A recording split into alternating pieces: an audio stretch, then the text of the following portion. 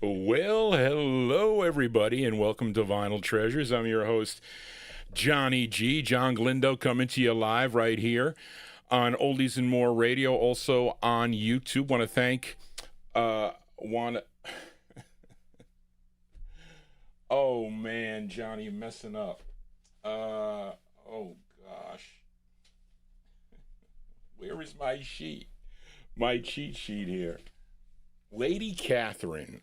I want to thank Lady Catherine for handing off to Johnny G. She was playing some cool 70's records, like I was listening to the Pointer Sisters' Fire, if you know that tune. I bought that 45 when it came out. Well, it's a 1960s soul edition of the Vinyltreasure Show on this February 18th, 2026. As we move through the month of February, it was really a lousy day here today with the fog and the rain and whatnot. And they said the air quality wasn't good either, but sit back for the next 3 hours at least for some cool soul 45s. Mostly your requests here on the program. As I mentioned, the first 4 records are my selections. We'll do it that way here.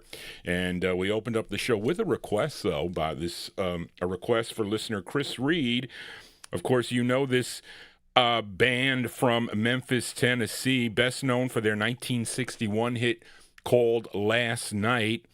Came out originally on the Satellite record label, which would become Stax Records, and they were known as the Marquis. They had 13 releases on Stax Records. This was their 7th tune, written by Nate Adderley from November 61. The Marquis on Stax with Sack O Woe. Sack O Woe, that one there, suggested by Chris Reed. Want to welcome everybody here to the program. Some notes here. Tomorrow I will be on at 1 o'clock in the afternoon. I'll be doing an All 78 show that begins at 1 p.m. Eastern Standard Time. I'll be back Saturday evening beginning at 9 p.m. for the 1950s and early 60s edition. That'll be here on YouTube and also live on Oldies and More.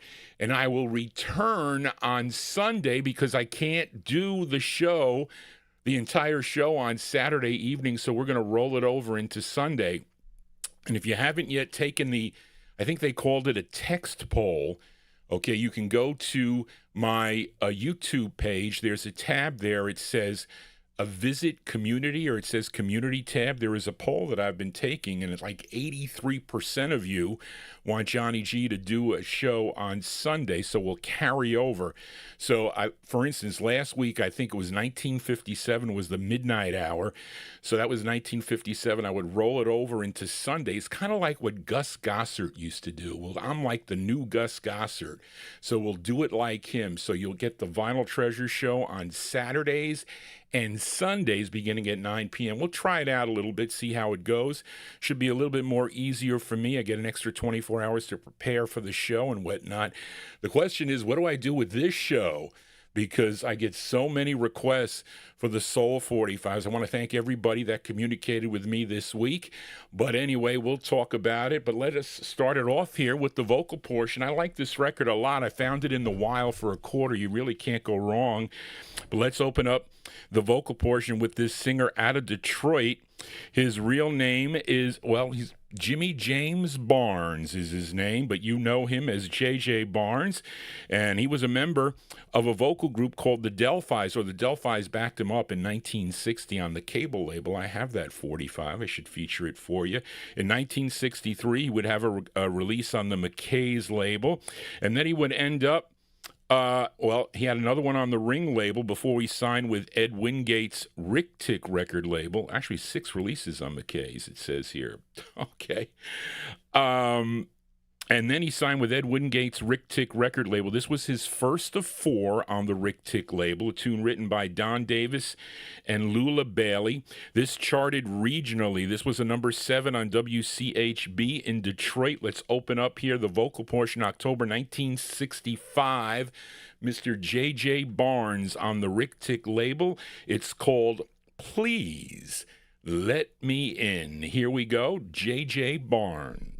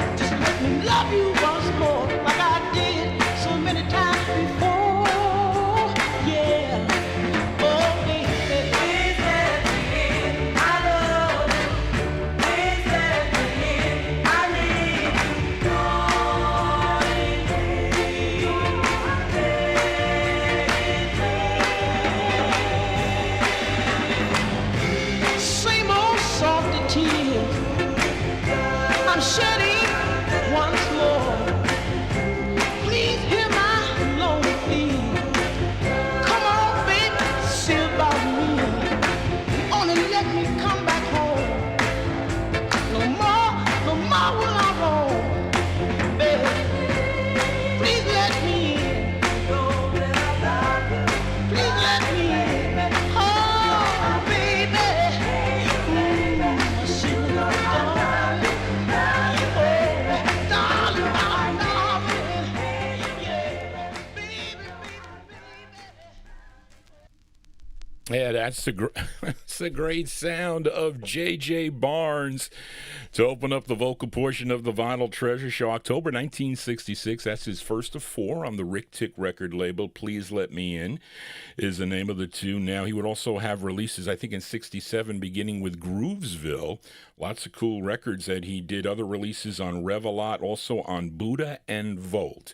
Johnny G is your Wednesday night disc jockey. Thank you all for being here. Also have to give a shout out to all those in the UK that tune into this program, both live and also on the archive. I want to thank you all. They're communicating with me and telling me about the history of Northern Soul music, even though I don't feature I feature different types of soul here on the program, so we really call it a soul show is what we do, and kind of with that same type of beat that a lot of those dancers in the UK like to dance to, and also some like Belgian pop sounds and whatnot, the big orchestrations here. That's what we do here on a Wednesday evening. So I want to thank everybody for their communications, and I will get back to many of you. So thank you for that. Let us continue here for this gal. She was a member of the 3 Degrees. In 1966, she joined the group, and she did lead on many of their 70's releases and also on the Roulette record label.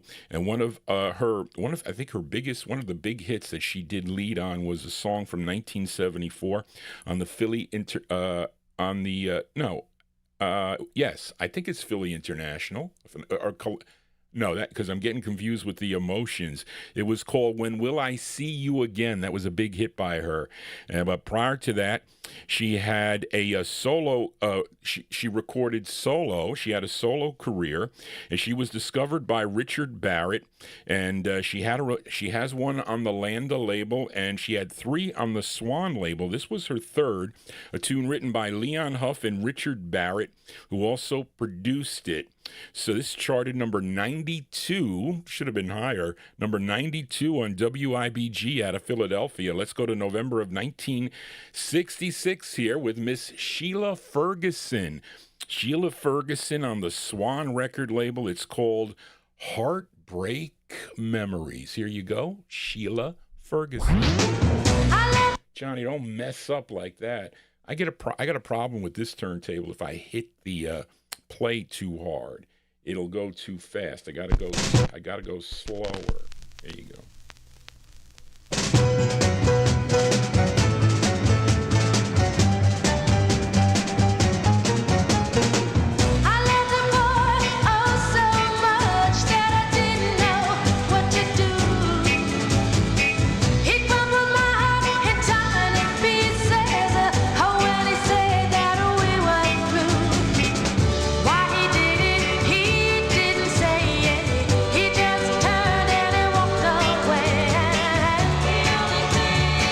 Away.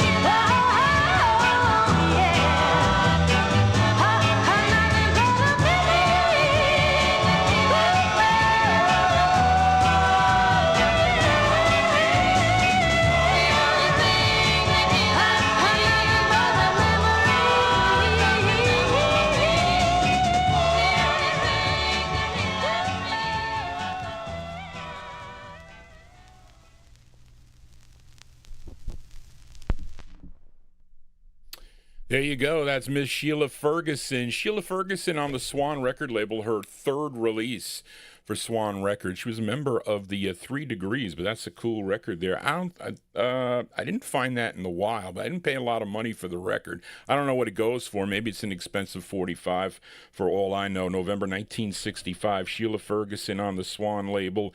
Heartbreak Memories is the name of the tune. Maybe some of you will get some heartbreak tonight with some of these songs. Maybe it'll bring back some bad memories, but maybe some good memories too. That's what we want to do here on the Vinyltreasure show. Here's another one that I selected here, and this was a little bit of a pricey record. I didn't pay so much for it, but Greg Surik sold me this many years ago, and this singer, he hails from Greensburg, Pennsylvania. His name is Larry Allen. He has this lone release on Jerry Reed's Green Dolphin record label, which is out of New Brighton, Pennsylvania. Supposedly only 1,000 copies of this were pressed. Half of them had his name, Larry Allen, on it, and then others just said L. Allen, and mine says L. Allen on the label. Maybe the initial copies were used as promos. I don't know. But anyway, this is Larry Allen. This is a song he wrote, and this goes. This is again. We played 3 records from 1966. Where were you in 1966? This is February '66. Larry Allen, L. Allen on Green Dolphin. It's called "Can't We Talk This Over?" Here you go, Larry Allen.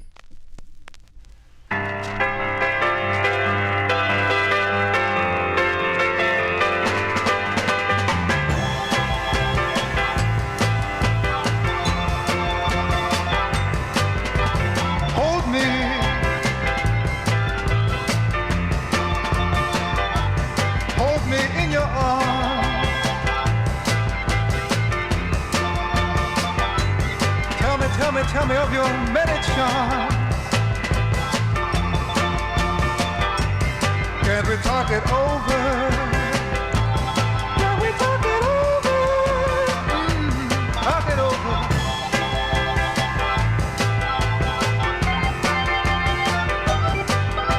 You ran away from me. Now I'm on my begging knee.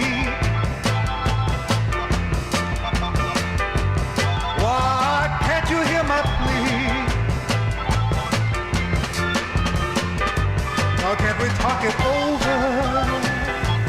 Can we talk it over? Talk it over, baby.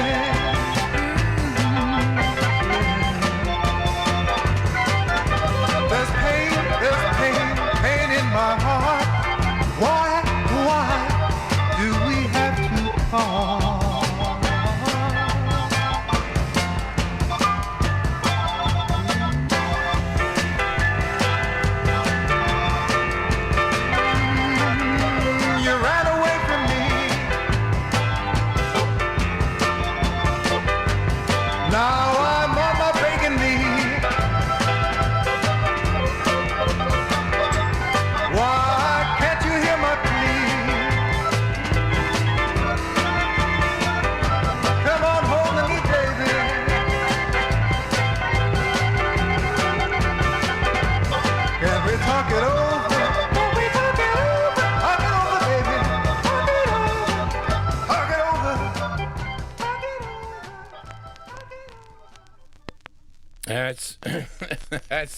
Excuse me, folks. That's the sound of Larry Allen. Larry Allen there, February 1966. It's on the Green Dolphin record label, song entitled "Can't We Talk It Over?" You know, sometimes people don't talk things over, and it's not really good because when a lot of time goes by, and sometimes you think you might be sorry about it. And only I say that because of my Aunt Mary. When you have a family squabble or whatever, and there's so much time that goes by, it never really is the same, although it was almost the same when she came back into kind of my circle here. I tried for so many years to get her back into the circle. She was so instrumental with me liking this music, really. And she really said she was sorry. She apologized for all the things that she assumed they were not correct.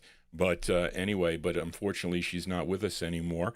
But she's probably one of the best-known aunts in the world here on this program. But anyway, let us continue here. One more selection from me. Up next, this gal, hold on a second here. I want to say from April of 1964, this singer goes by the name of Betty Newsome.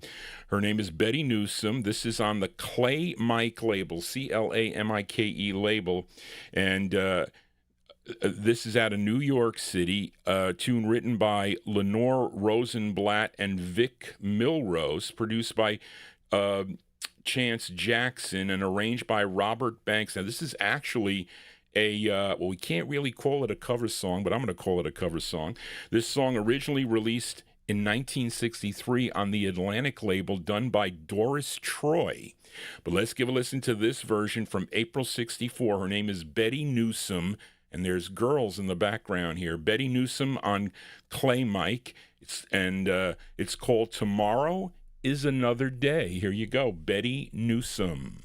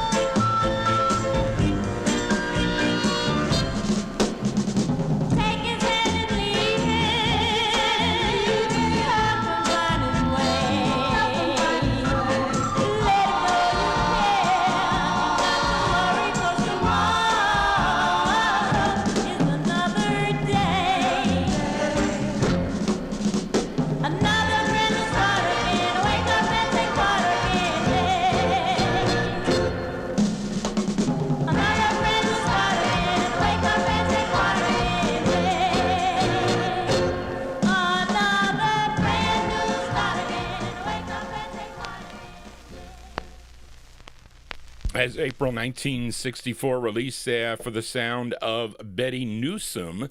Betty Newsome on the Clay Mike record label. Her rendition of the tune Tomorrow is Another Day. Interesting thing about her, though, she was one of the backing vocalists in James Brown's band, and also the girlfriend of James Brown for a time.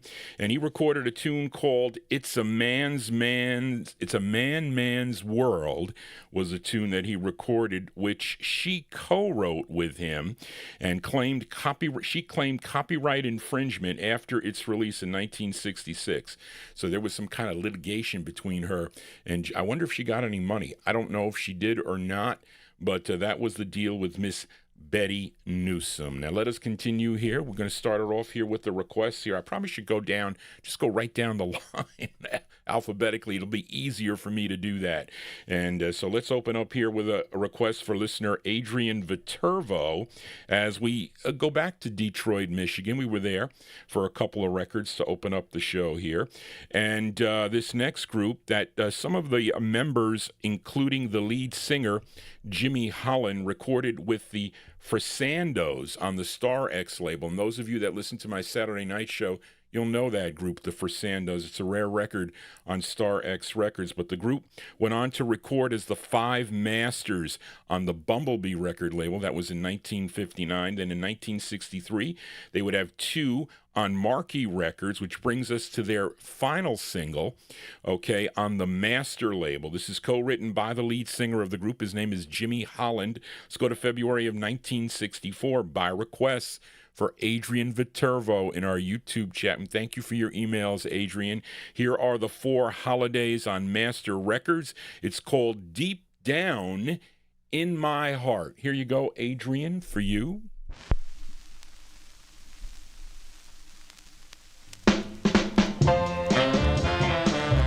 Deep down in my heart, deep in my heart, It was you, girl, right from the start. I broke your heart. No, I wasn't too smart. It was you, only you. Deep down in my heart, deep down in my heart, deep in my heart. deep in my heart. When I cry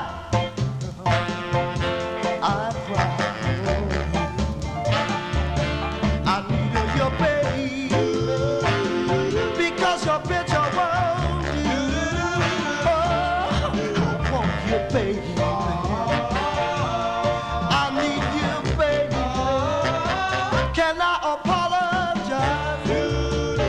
Baby, let me apologize. Oh, at night I lay and I wonder, where can she be? Holding my tears, staying a pillow on my heart, keeps me from sleep.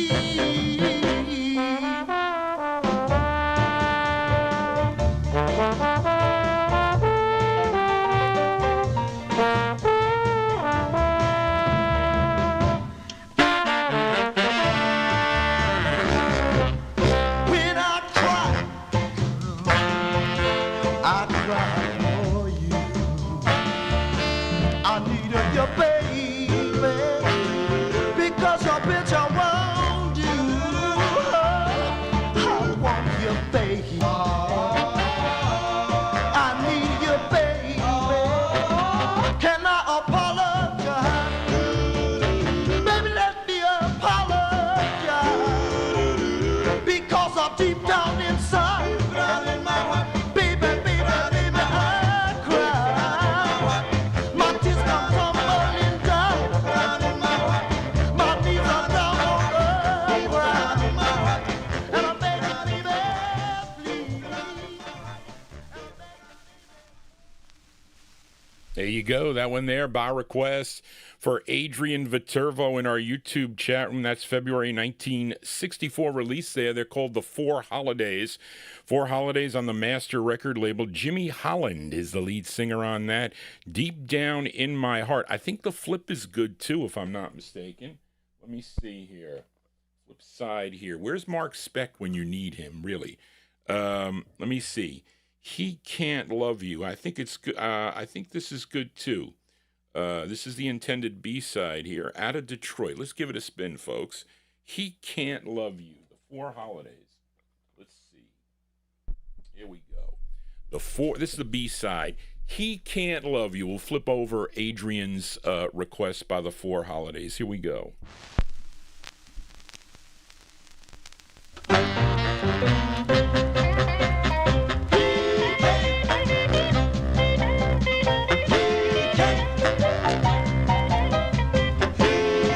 He can't love you. He can't love you. He can't love you. He can't love you. He can't love you. He can't love you. Don't you know that it just can't make it better, better, or better than I can?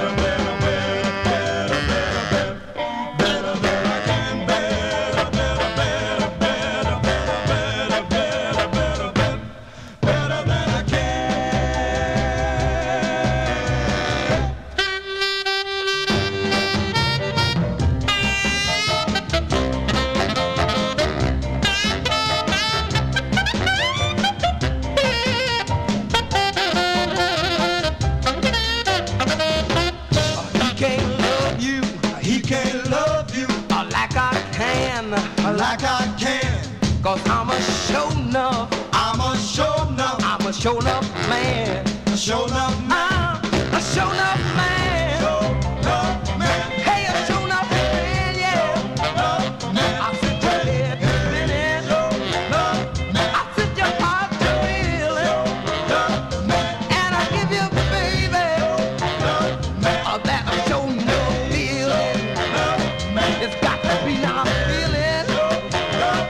Oh, with a whole lot of soul. And when you give me the word, girl, don't you know I go? There you go. We'll call it B-sides here. Well, listen, I don't know. I prefer the other side better, I think. But that one there, I knew it was. I knew there was some significance with that record, but it does sound like the Contours. Do You Love Me? But this is much later. This is 1964. Those are the Four Holidays. Four Holidays on the Master record label. Song entitled,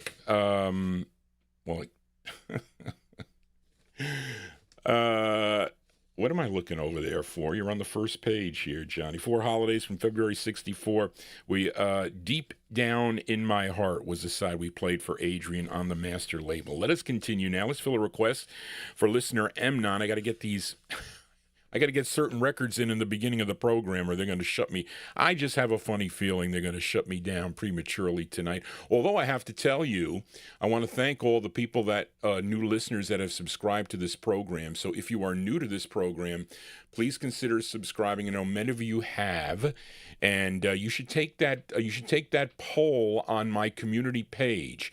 At least if you are a subscriber, and really it's only going to affect those of you that watch the show live. It's not going to affect those that watch the show on the archive. You're still going to watch the show on the archive, and it's not this show. It's the Saturday night show. I was on too long. It was almost 6 hours or 5.5 hours. It was way too long. And when Tommy Albergo said that he was sleeping on his table because he nodded off to hear his request from 63, I said, well, I'm not doing this. That's not good. So I'm going to split the show. We will be on Sundays at 9 p.m. We will continue. We'll go into the 1960s, early 60s. But anyway, because I've been getting so many requests here on the program, starting to happen here on this show, but we'll swing it here. But let us continue. Let's fill a request for listener Mnon. And we go up to Chicago. Of course, this group began recording back in 1958 with lead singer Jerry Butler. The other members included Arthur and Richard Brooks, Samuel Gooden, and of course Curtis Mayfield. Now, Butler would leave the group for a solo career in late 1958, but the group continued with a new lead singer, and that would be Curtis Mayfield. And Butler was replaced by Fred Cash, and they signed with ABC Paramount Records. Of course, they had a big hit with their first release called Gypsy Woman. That was in 1961. By 1963, they were a trio, and they were Fred Cash, Sam Gooden, and Curtis Mayfield. Now, Mnon requested the group's 14th release, of course, written by the master writer there, Curtis Mayfield, arranged by Johnny Tate, and this charted number 14 on Billboard, number 3 on the R&B chart, and a big number 1 record on WHAT out of Philadelphia, PA. Let's go to January of 65 for the Sound of the Impressions for Mnon. It's called People Get Ready. Here we go, Mnon, for you, the Impressions.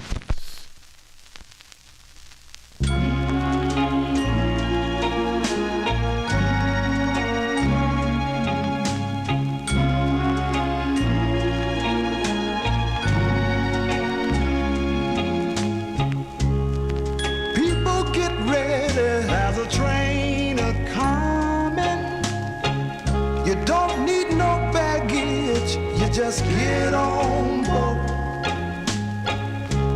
All you need is faith to hear the dealers humming. Don't need no ticket, you just thank the Lord.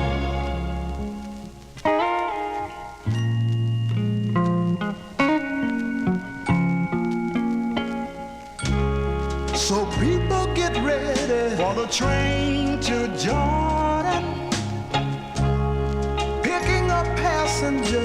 us coast to coast. Faith is the key. Open the doors and board 'em. There's hope for all among those loved the most.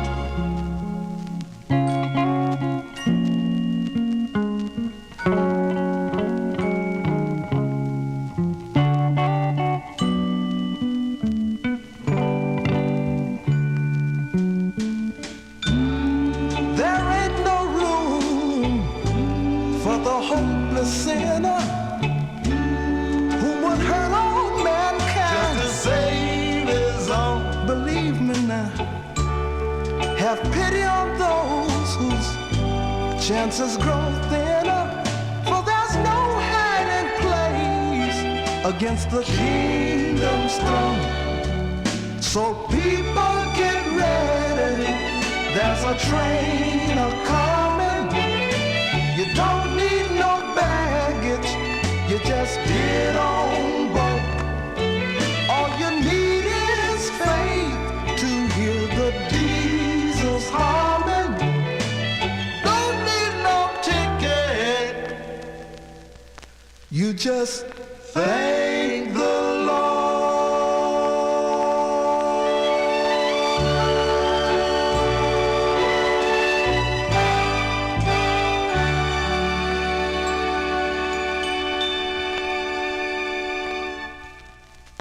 There you go, the great sound of the impressions here on the Vinyltreasure Show. That one there going out to listener Amnon. People get ready.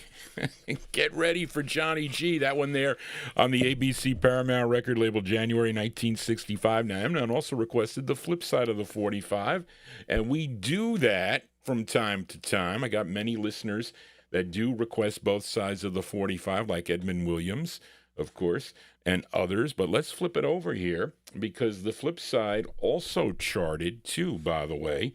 Again, another tune written by Curtis Mayfield and arranged by Johnny Tate. And I think they're all taking turns singing on this side, but it's mostly Curtis Mayfield. This charted on the Billboard charts, bubbled under at number 133, was 96 on Cashbox, 35 on Billboard, and this was a big number 6 record, the B-side, number 6 on WSID out of Baltimore, Maryland, from January 65. This is the B-side to People Get Ready. It's called I've Been Trying. Here you go, Amnon, for you, the impressions.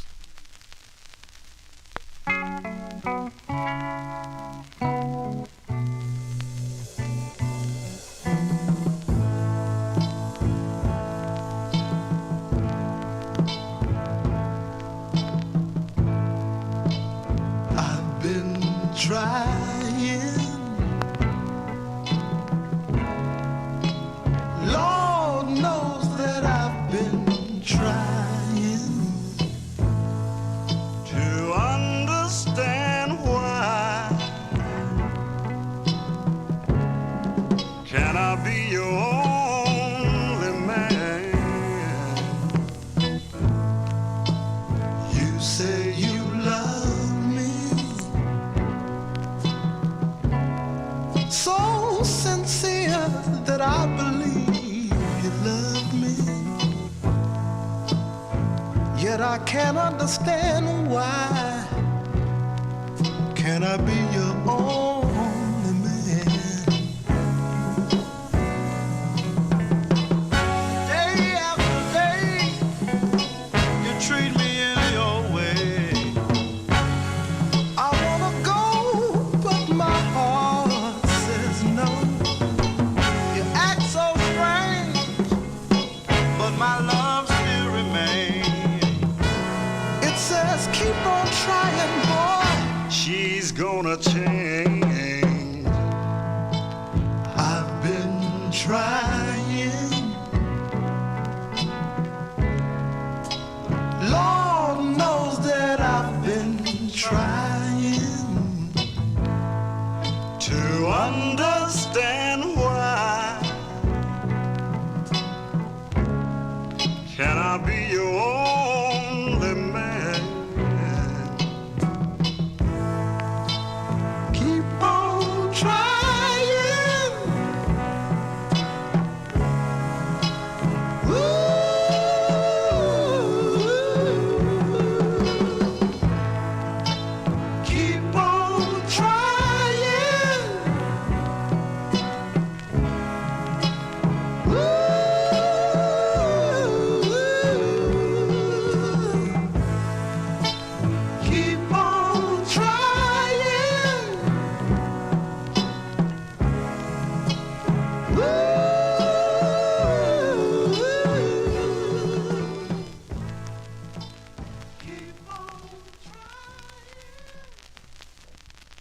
Yeah, B-sides here on the Vinyltreasure show. That one there going out to listener Emnon. That's the B-side to People Get Ready, song entitled I've Been Trying, the 14th release for on ABC Paramount for The Great Impressions. Curtis Mayfield and the Impressions, released in January 65. They like that one there, Emnon, that you requested. Johnny G here on a Wednesday. Thank you all for being here. Let us continue.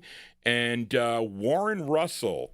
So Johnny G sometimes has to go to the depths of his no-humidity basement of records that I never could find, or I don't know where they are, or I misplaced them. I can't tell you how many records I've been looking for, actually for a few years, that are checked off in my book that I can't find. And not that they're misplaced, but maybe they are misplaced in a box that's somewhere else that I thought was something but was not. But anyway, Warren, you're going to be surprised. This, I forget when you requested this, but it was a long time ago. Maybe when I was even on that other station, okay? But anyway, this is an old request for a listener, Warren Russell, in our YouTube chat. And of course, you all know this singer from Winterville, Mississippi originally, but raised in Chicago. First recorded for the Mercury label back in 1959, which is a good record. He would sign with OK Records in 1962. He had 18 releases on the OK label. Lots of great records, too, between 1962 and 1968. Now, this is his 16th release. That I just played this song by someone else, and I can't remember. Maybe Malcolm, you could remember who I played it by, but I don't remember. But this tune, written by Artie Resnick and Joey Levine, and actually it says, I'm sorry, I did. I played it by Ronnie Millsap, but he did it first.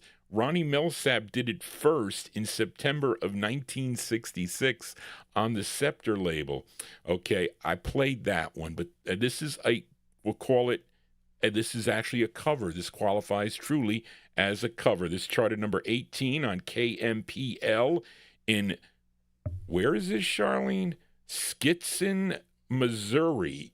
Wait, you got Houston, Texas here.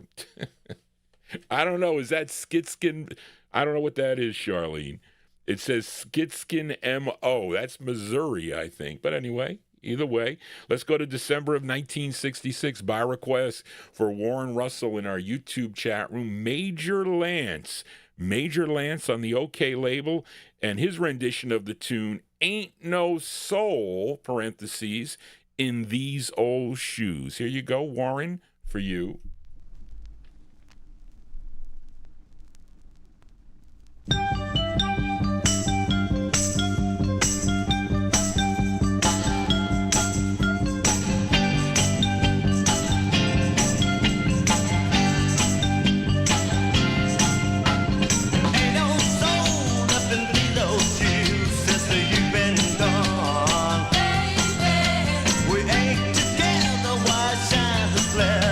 And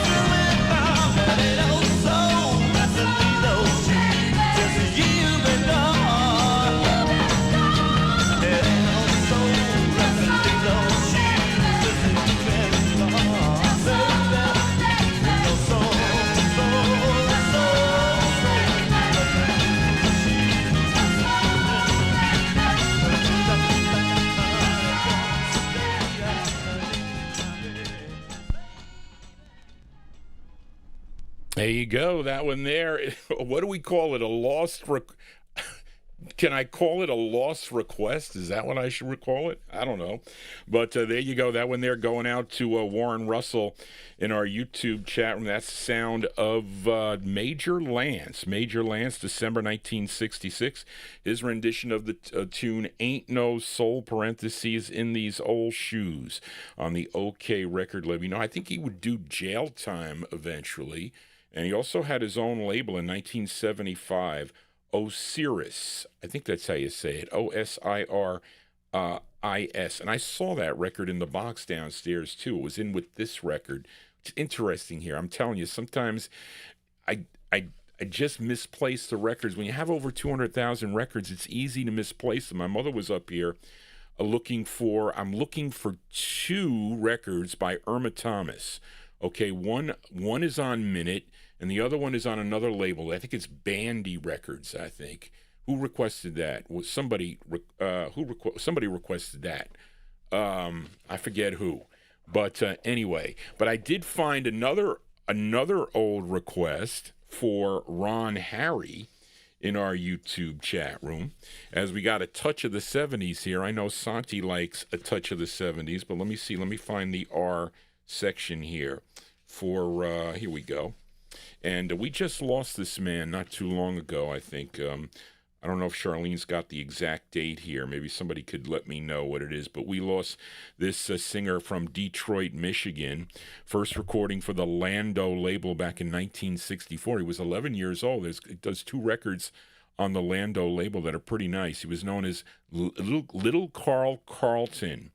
Of course, in 1968, he would move to Houston, Texas. He would sign with Don Robey's a backbeat label, and he was then 14-year-old sensation Little Carl Carlton.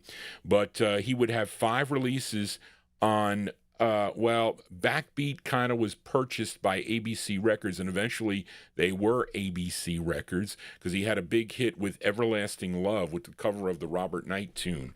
But, so I don't know if we can call this his 4th release, but maybe Charlene's got his 4th of 5 for ABC Paramount. A tune written and produced by Bunny Siegler. This released in April of 76. I was a senior in high school when this record came out, and this is by request for listener Ron Harry in our YouTube chat room. Carl Carlton on ABC Records. It's called Ain't Gonna Tell Nobody, parentheses, About You. Here you go, Ron, for you.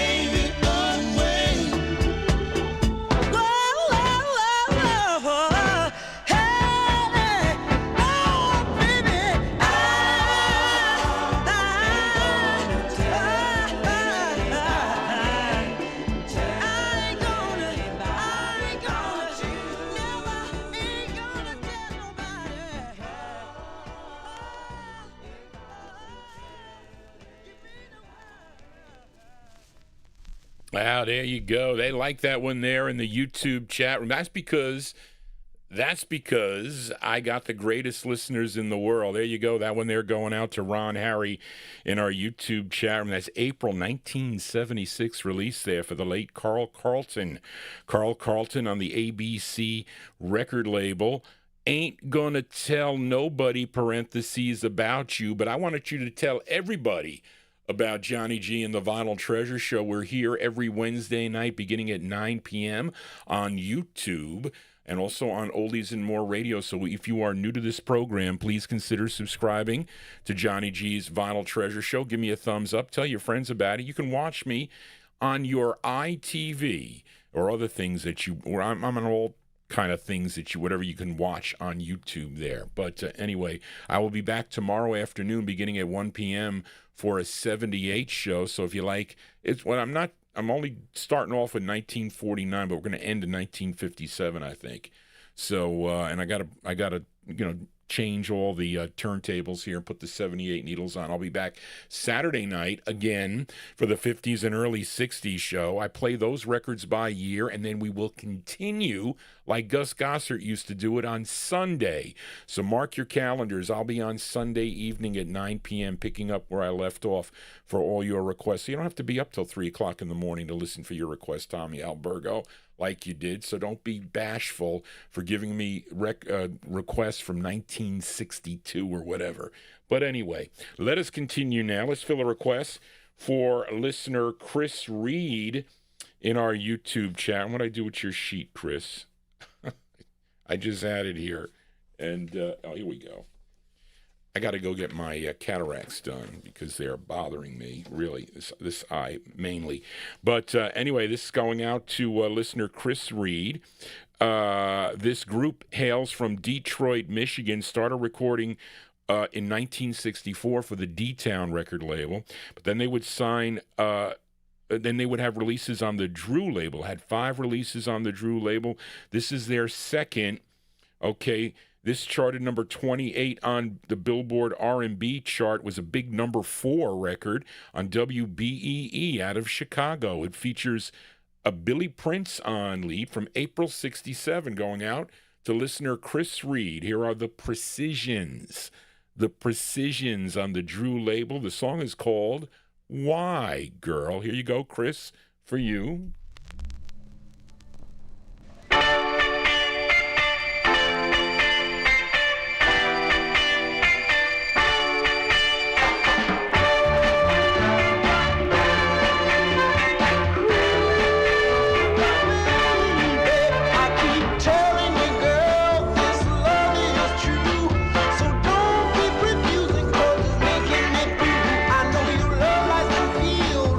So much confusion.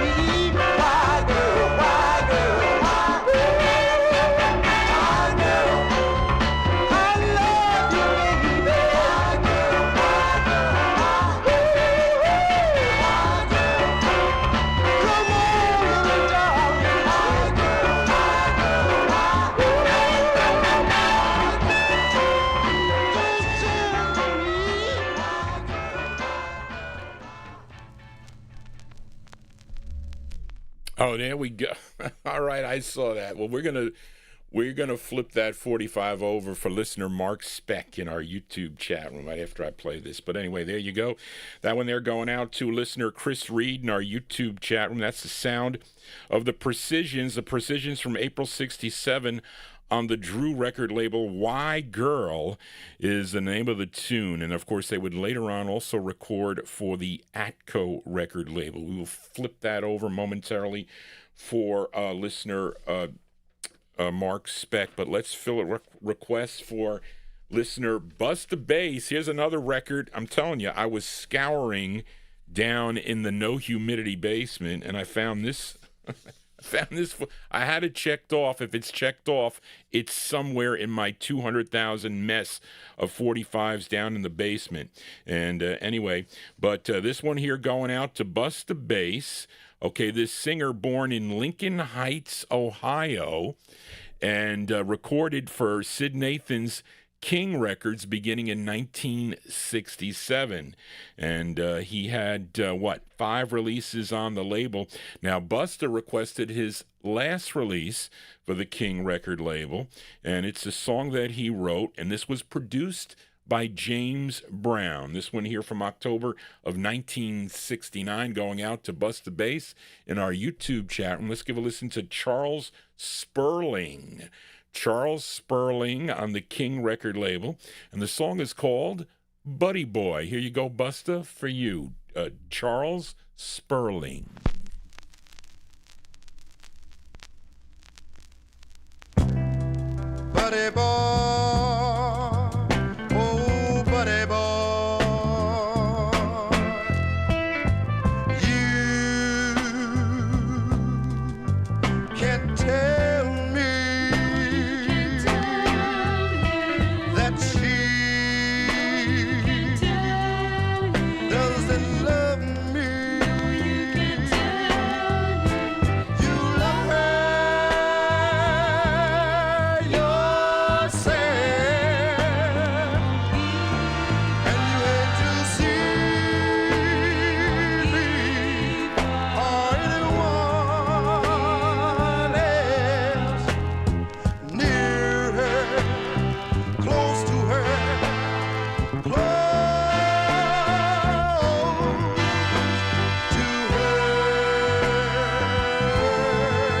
so close. Why does a man try? Why does a man try to hold on when his love has gone on? He came to me telling me that she doesn't love me.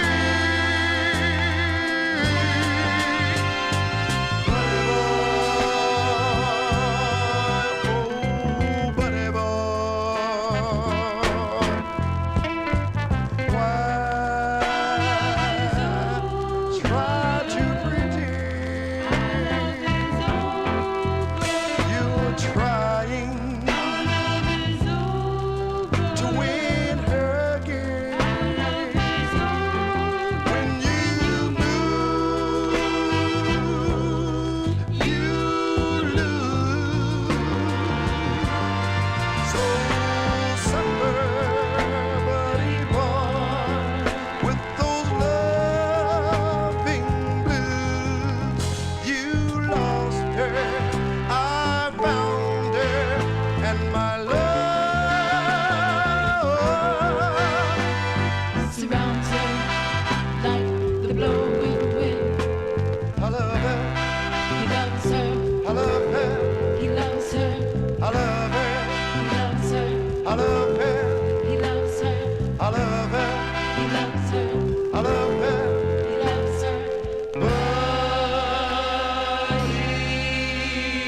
he loves her. Boy, that's Bust the Bass. Listen.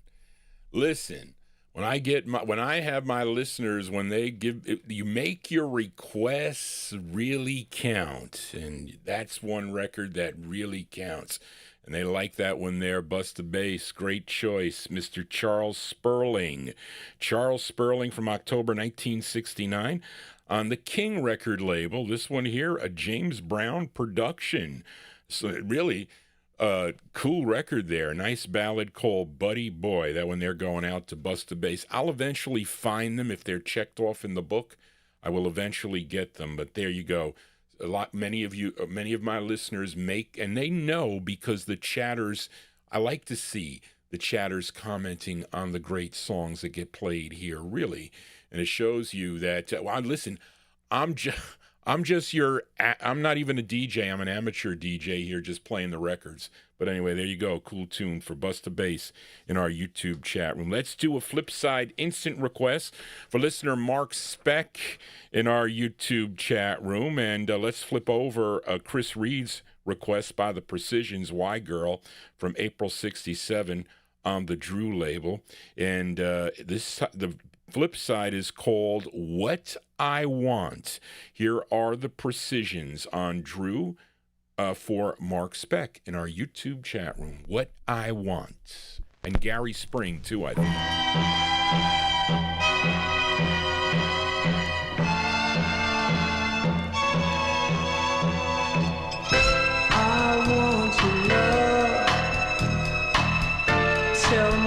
I should do, and I'll do what I must just to keep our love true. Because what I want is a love I can feel, and what I want is a love that's for real.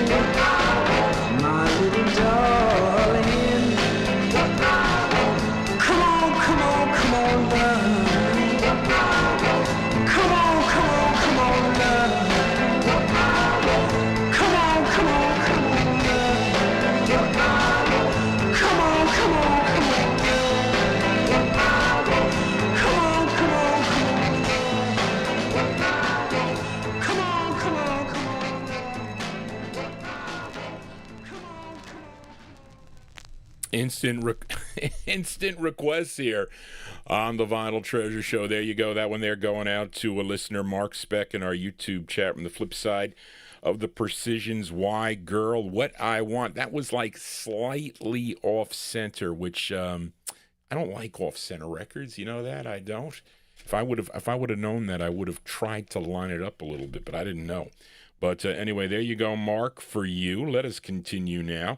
If you do have a request on a future Vinyl Treasure show, you can email me, Johnny G, at vinyltreasures@aol.com, like a new listener. And I want to thank this listener that discovered the show. And I always like to know how my listeners discover this show. And they tell me mostly it's recommendations on YouTube, but there's other that people tell them about, and they find out about the show. But what I try to do is anybody can just play records. I mean, it's like, and some people like to just play records, okay? But this is a visual, so it's different, okay? Because I'm here, so it's really different than a radio show. It is a visual because you get to see the real records. Now, maybe some people don't give a crap about it. Well, lots of collectors do that are looking for the original vinyl. You get to hear it in mono. You don't have to listen to it on MP3 or whatever. You get the real thing. I don't like to play scratchy records, but my listeners say, stop it, Johnny. Stop beating yourself up with the scratchy records. And I want them to sound nice on the program. That's what I do on the original stuff. But, you know, I got all different kinds. I try to get them nice. But I want to thank Akubia Fayeep, thank you for your email. He discovered my show, and he's from New York, and he asked me for some records. Okay, I think he sent me two, originally, and they were kind of big northern records. And I said, well, I have some, but I don't have them all. I have a lot. I'll work on some other ones. Yes, I will. But some of them I do have, and you can send me nice ballads because we just don't play up tempos here. And he sent me some, he's going to send me more. I said, let me see, send me another group and I'll see if I have one. I did. I found one, and I found it today. I was scrambling today because I was preparing for the 78 show, but I did find this today. Okay, and I paid 10 cents for this record, and it's in decent shape, too. So this is for a new listener, Akubia Fayeep, okay, requested this gal from Newark, New Jersey. Now, she was the mother of Whitney Houston and sister to Dee Dee Warwick and the aunt of Dionne Warwick. Okay, there you go. I think that's right. No, you have Lee Warwick. I'm sorry. Sister of Lee Warwick and the aunt of Dionne Warwick and Dee Dee Warwick. I thought that was a typo there, Charlene, but it was not. She was born Emily Drinkard, and she was a member of her family gospel group. They were called the Drinkard Sisters, and she was also a member of the Sweet Inspirations, okay? And her first solo release, she recorded as Cicely Blair in 1963. I have records. I have that on the M&M label. I know I got records by Cicely Blair on that label. And then in 1966-67 as Sissy Houston. Now, in 1970, she recorded for Commonwealth as Sissy Houston, marrying John Houston Jr. Okay, then she signed. This goes on the next page. What else does Charlene tell me here? Page 2. What did I do with page 2? Here it goes. Then she signed with Janus Records, had 8 releases on the label. This is her second tune. Well, actually, this is we'll call it a cover song, okay? Because this was first done by the Ronettes, okay? It was first done by the Ronettes, a tune written by Ellie Greenwich and Phil Spector and Jeff Barry. Yeah, the Ronettes did it first in August of 63 on the Phyllis label. Now, this version charted number 92 on Billboard, 31 on the R&B chart, and this was a number 8 record on WWIN in Baltimore, Maryland. And I guess Charlene says this was her highest charted record. And so let's give a listen to Sissy Houston. Sissy Houston and where's my page one, Johnny? I gotta get my cheat notes here. By request, and I hope I said your name right, okay? Akubia, okay? March 71. Sissy Houston on the Janice label, her rendition of the tune, Be My Baby. Here we go.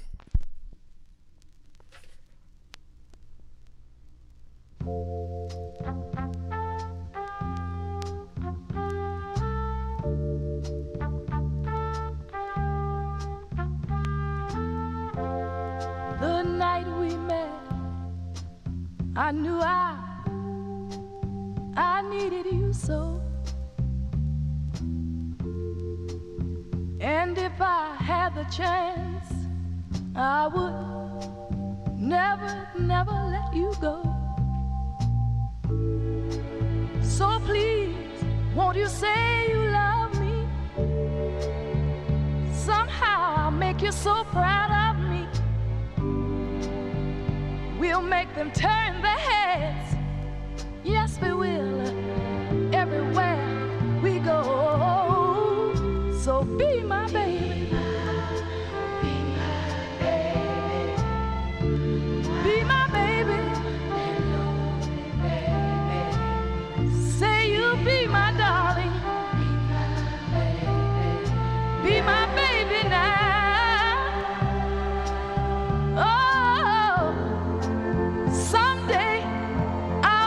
You happy, baby. You just wait and see. And for every kiss you give me, I'm gonna give you 3. Since the first day I saw you, I have been waiting for you.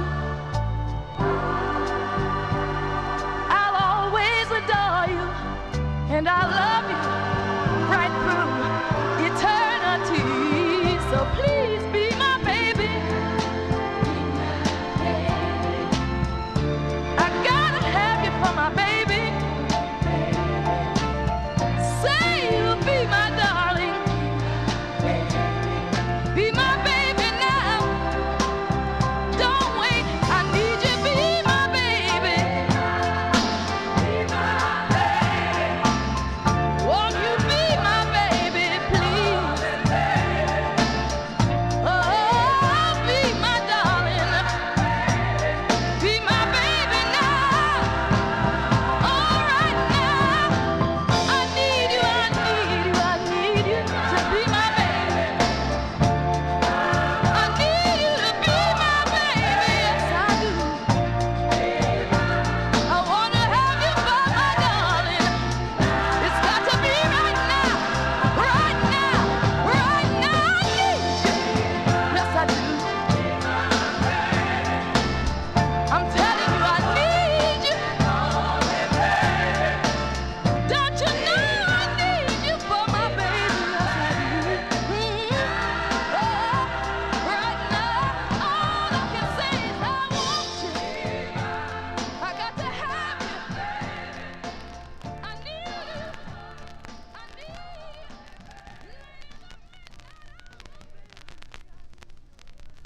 There you go. That cover tunes here on the Vinyl Treasure Show. That one there going out to Akubia, the sound of Sissy Houston. You know,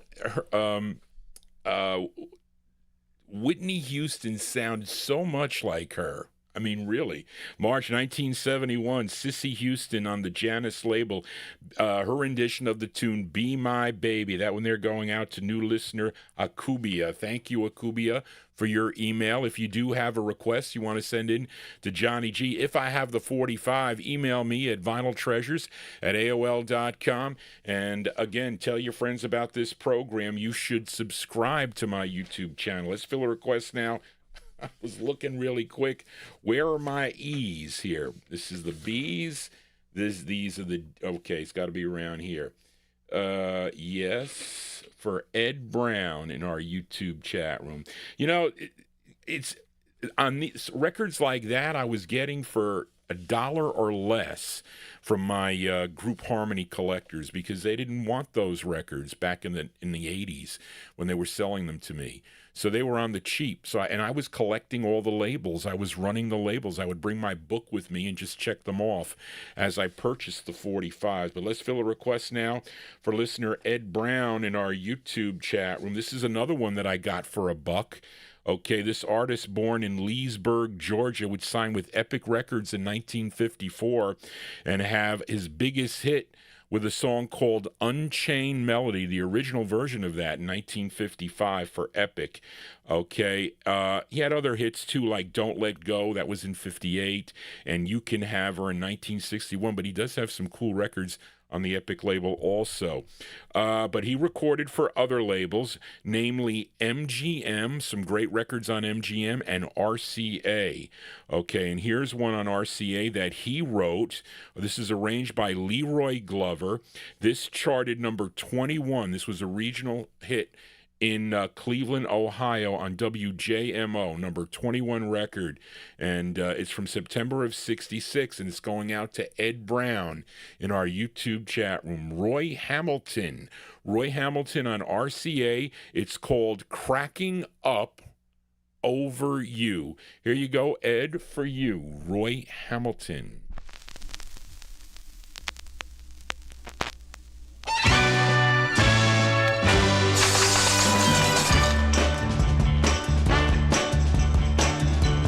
Just another fool, aching and heart, shaking inside, tearing apart. Baby, I'm cracking up over you, cracking up over you, aching and heart, tearing apart over you. Yeah. Just another fool.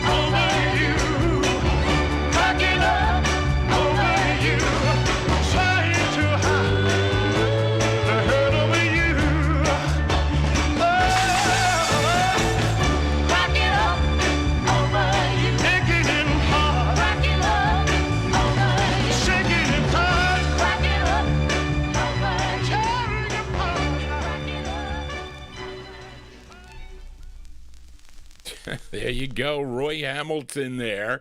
Well, that one there going out to listener Ed Brown in our YouTube chat room. Roy Hamilton's September 1966 release on the RCA record label, Cracking Up Over You is the name of the tune. It was unfortunate that we lost Roy Hamilton on July 20th of 1969 at the age of 40. He passed away from a stroke, but we remember him here on the Vinyltreasure show. Let me go to a UK listener here. Now, it's got to be on this page, yes.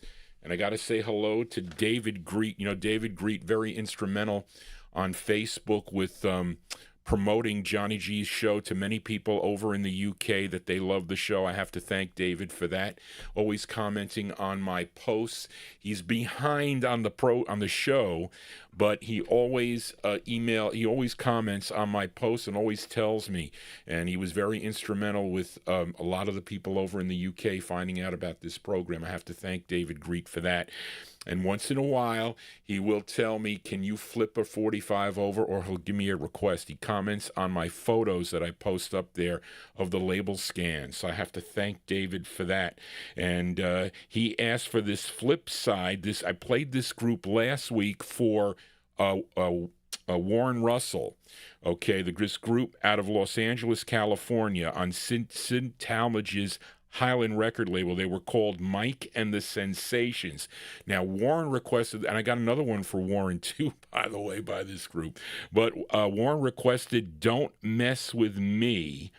Okay, this was their second release on Highland Records, and David requested the flip side. Okay, the tune written by the lead singer for the group. His name is Mike Kirkland. Okay, Mike Kirkland. This came out in May of 1967. Let's give it a spin. Mike and the Sensations on Highland Records. It's called There Is Nothing I Can Do About It. This is going out to UK listener David Greet. Here you go, David, for you.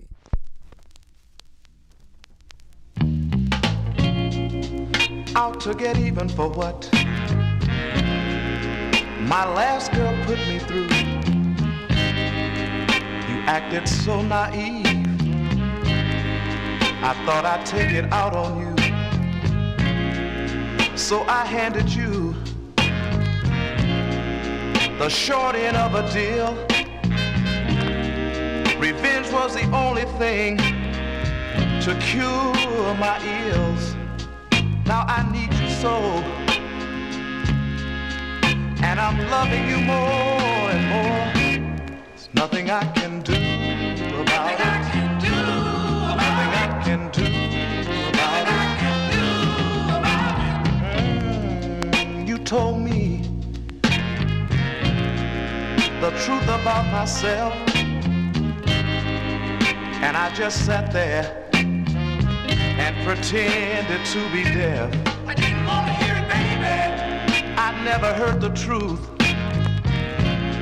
Girl, I must confess, You really shot me down. and when I did, I Sank into nothingness. There's nothing I can do about it.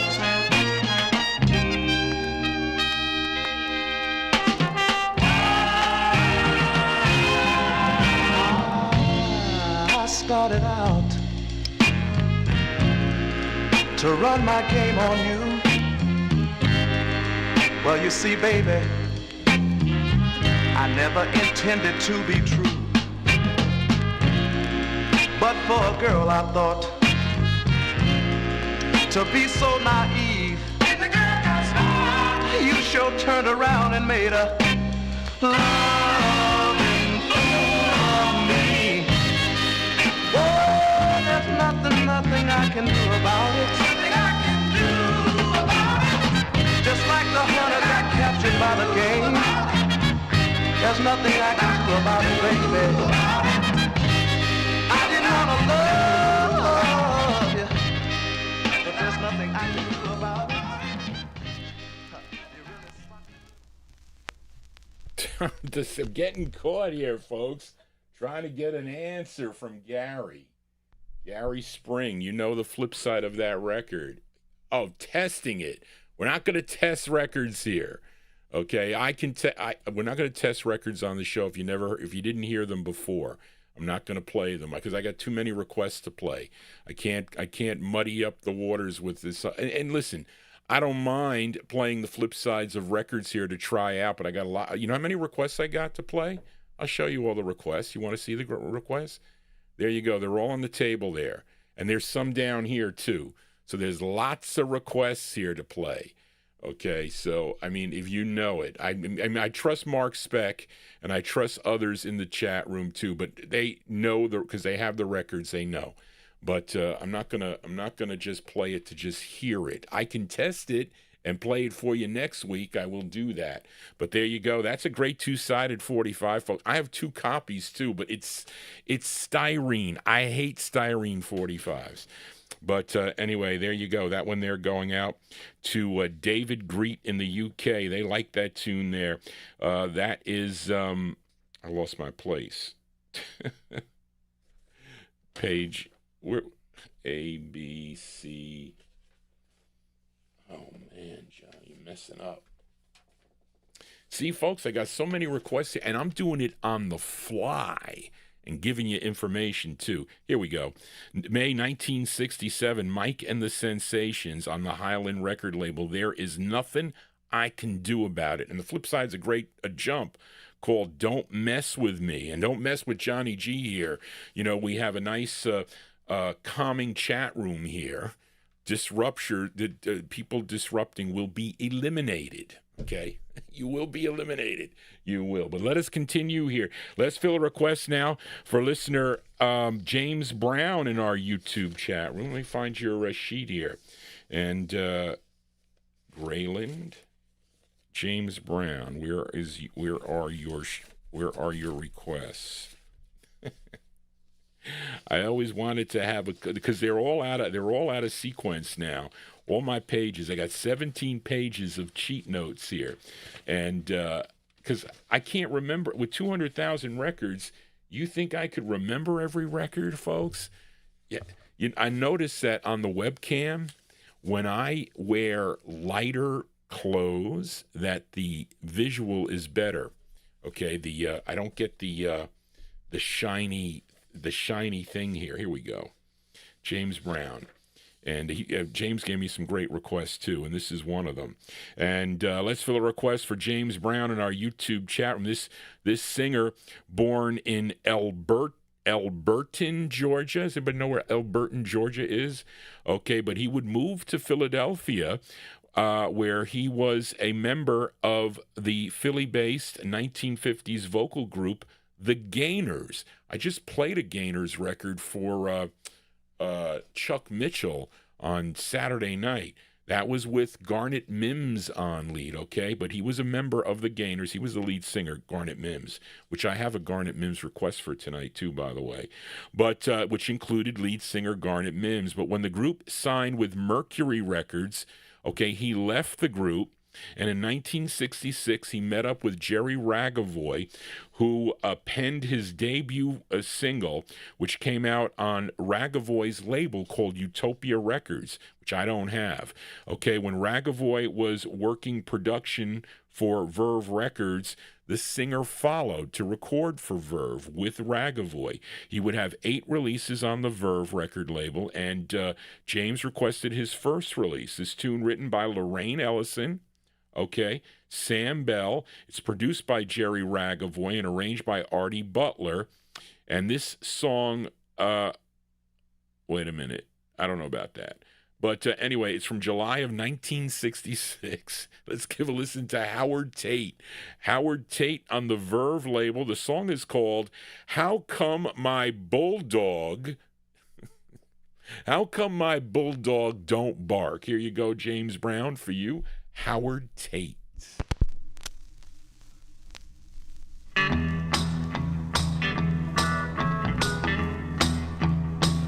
How come my bulldog don't bark, baby, when Big Jim comes around? Well, all right. How come my bulldog don't bark, well, baby, when Big Jim comes around?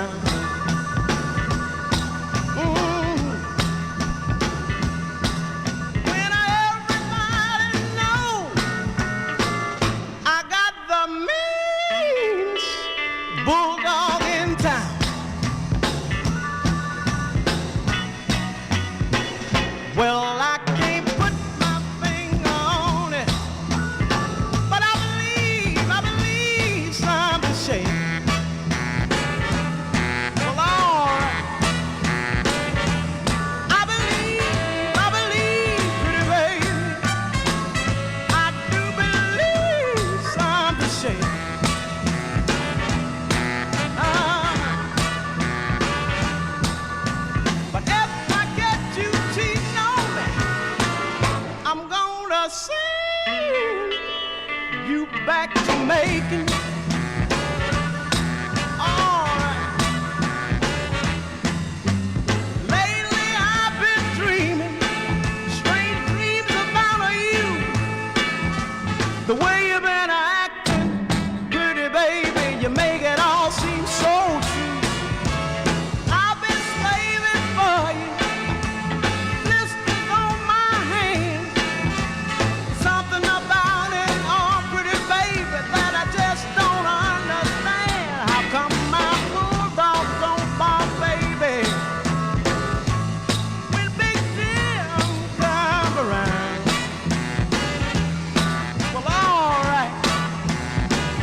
How come my bulldog don't bow wow, baby, when Big Jim comes around?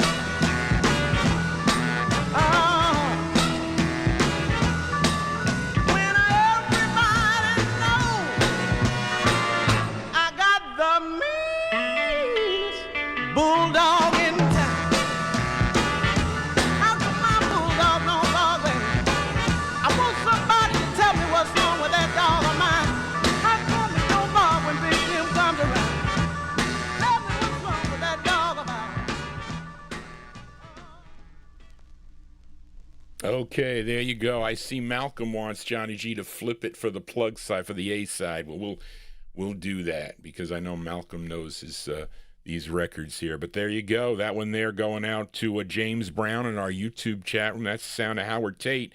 Howard Tate, July 1966. How Come My Bulldog Don't Bark is the name of the tune. Now listen, I know that there are cats that have trouble meowing because we had one. And Barbara's cat had trouble meowing too, by the way. They just, I don't know what's, maybe, I don't know. I don't know what the deal is. But anyway, maybe there's dogs that don't bark. But Charlene tells me that that song was a takeoff, adapted from Prince Partridge's tune called How Come My Dog Don't Bark, which came out in 1955 on the Crest label, which I think I have. I collect that label, Crest Records. Anyway, Johnny G here on a Wednesday. I hope you're digging on the tunes. Those of you just finding out about the program, this is my first show of the week. This is my sole show, and not everyone listens to all the shows that I do. But this is, I guess we'll call it the more contemporary show. I got to be careful because I'm on a platform that when you play records and you don't have the rights to play, sometimes they're not happy about it, and they threaten me that they're going to shut down the program. If they do that, I can fire up again.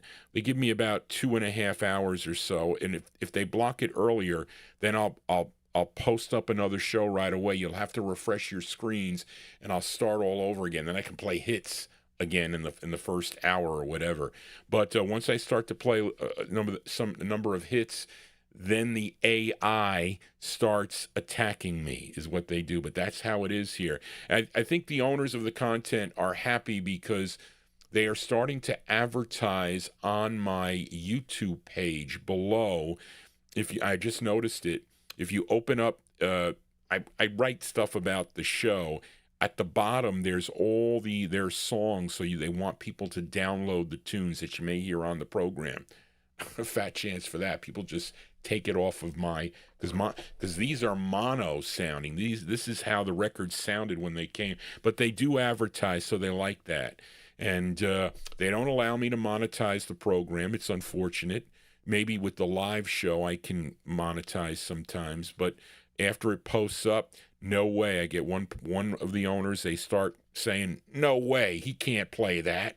So, and they say, but we'll leave it up because he's advertising for us. But listen, I like the music and I want to keep it alive. That's what I really want to do. I have so many young people that tune into this program. They've never heard this music before. So that is really, really the main reason why. And plus, I get to hear my records because I don't have time. I don't have time to do it. But let us continue. We'll flip that over for Malcolm. But we're going to play this request for another UK listener, David Dallas. And David, thank you for your email. Because I was because he's telling me about the Northern Soul scene. And I said, do you only like up-tempos? Or did the Northern Soul scene only like up-tempos? But they like what I play.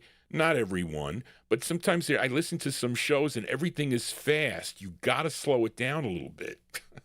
You got to take a rest. Can't be out there dancing the whole time. So I like to slow it down a little bit. We're going to slow it down with this one, a request for a listener, David Dallison.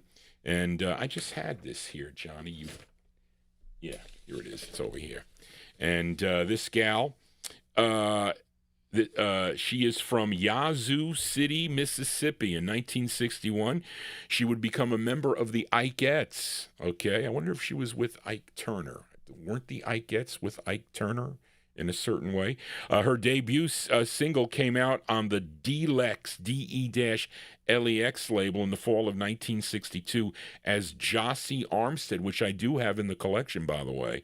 Her real name was Josephine Armstead, but she also recorded under different aliases. In 1963, a release on Infinity as Jossie Armstead, which I have, I think. Then starting in 1964, releases on Soiree, Wild Deuce, and Simpson as Dina Johnson. Some great releases as Dina Johnson. In 1967, she would move to Chicago with her husband, record producer Mel Collins, to form the Giant Productions Company, okay, where she recorded on that label, and she also kind of tutored a bunch of singers who would also record for her, and she would kind of like lease out those records to other record companies like RCA, for instance. But anyway, this is her second release, a song she wrote. This charted number 129, bubbled under on the Billboard charts, number 28 on the R&B chart, and this was a number 15 record if you were tuned into KATZ in St. Louis, Missouri. This is going out to listener David Dallison in the UK, March 68. Joe Armstead on the Giant label. It's called A Stone Good Lover. Here you go, David, for you.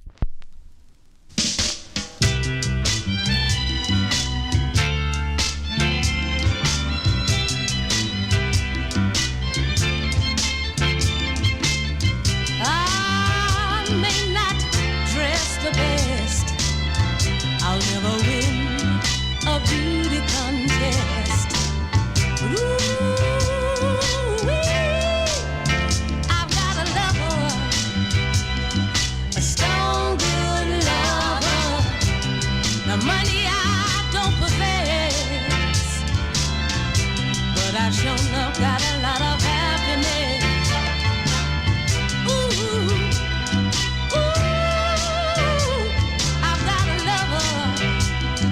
A stone good lover. You girls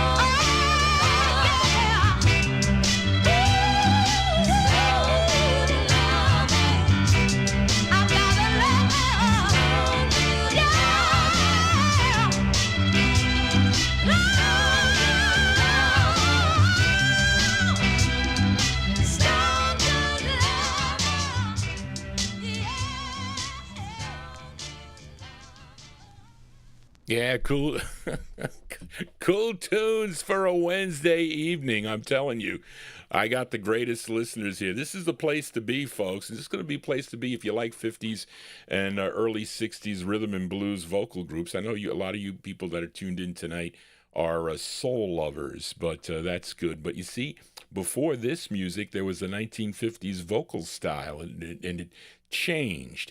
And when I play those records, I play them by year so you can see how the music in such a short period of time, how the music changed. But there you go. That's a great record there going out to David Dallas, an UK listener. Thank you, David, for your email also and your insight into the Northern Soul scene. That one there, March 1968. Joe Armstead on the Giant record label, a stone good lover. Johnny G's your stone good DJ for a Wednesday evening. Thank you all for being here. I hope you would consider subscribing to my YouTube channel. I'm ordering more fedoras too. Thank you, Arch, for that. Arch was he said, Johnny G, you got to get a fedora. And other people are suggesting different. I never wore a hat, but due to the fact that I'm losing my hair, it's better for me, I think. But anyway, let us continue here. Let's backtrack to James Brown's request that we played by Howard Tate from July 1966. It was actually a B-side. It was called How Come My Bulldog Don't Bark. Malcolm Baumgart, a UK listener that listens live to the program, as I have others too. Popeye is also listening in the early AM, but wants to hear the flip side of that 45. So let's flip it over. Instant request for Malcolm Baumgart, July 66, Howard Tate on the Verve record label. This tune also written by Jerry Ragavoy. It's called Ain't Nobody Home. This is going out to Malcolm Baumgart. Here you go, Malcolm, for you.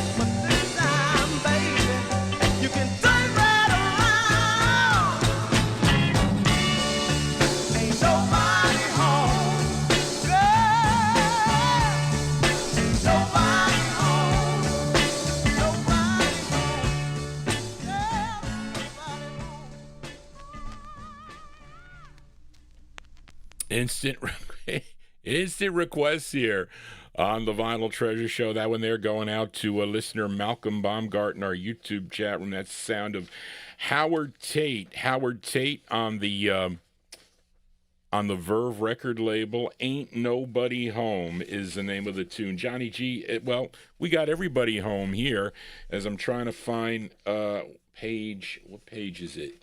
Record Ralph's page. And it is, this is page 13.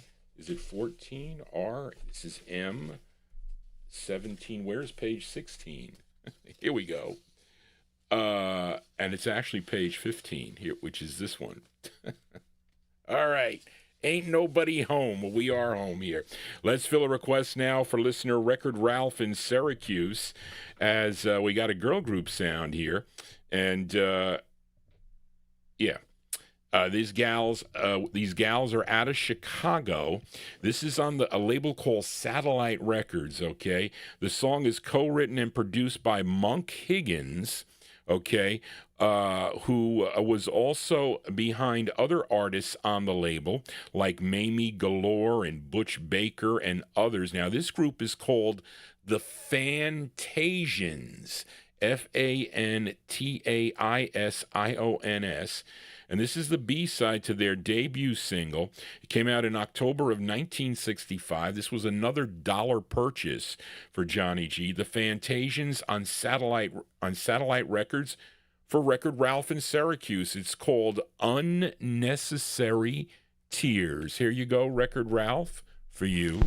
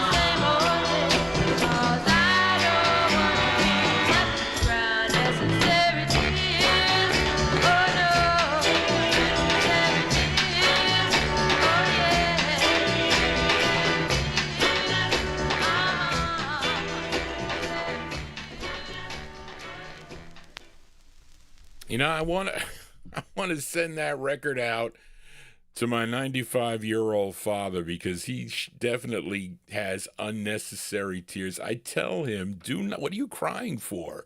He looks at his paintings that he's painted and whatnot, and he starts to cry. I says, what are you crying for?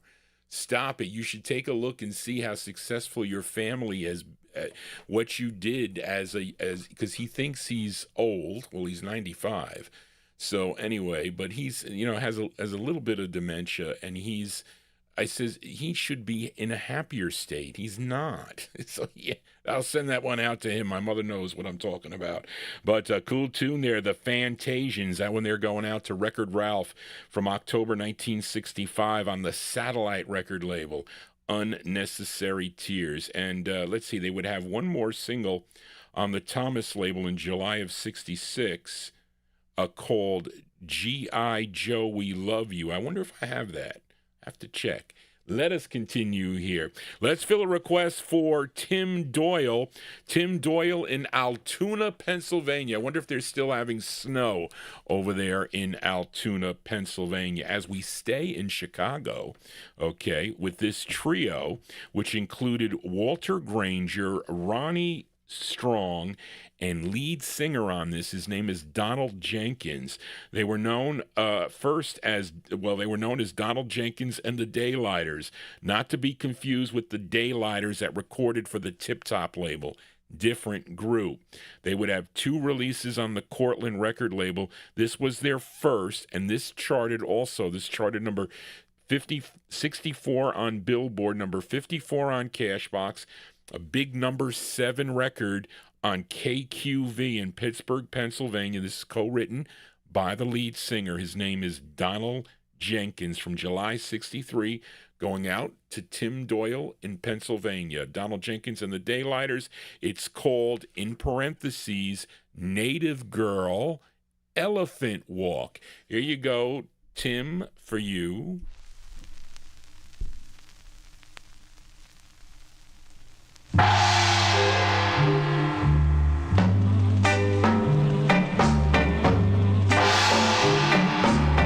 When your stomach speaks, you forget your mind. When your mind speaks, you forget your heart. But when your heart speaks, you forget everything. Oh, the night was splendid and serene. Yes, when a native girl wiggled right into my dreams. She did a little dance. It seemed so popular. And I lost my heart in darkest Africa. She did a dance, it brought romance, the Alabama one. And whoa, those swaying hips, they put me in a trance. And all at once, I began to dance. The feeling, yeah, is paradise, I know. For an American boy from the south side of Chicago. Elephant walk, Lord, Lord, Lordy, Lord, Lord, Lord. Crazy memories, Lord, Lord, Lordy, Lord. If they knew what I knew, there wouldn't be no wars. There'd only be time for a little girl and boy. Crazy melody, always haunting me. Crazy melody, always haunting me. Yeah, the sound of Donald Jenkins. Donald Jenkins and the Daylighters there on the Cortland record label.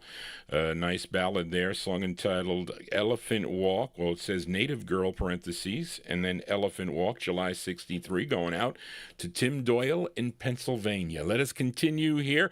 Fill a request now for L.A. Arch in our YouTube chat. He's been requesting this singer from Washington, D.C.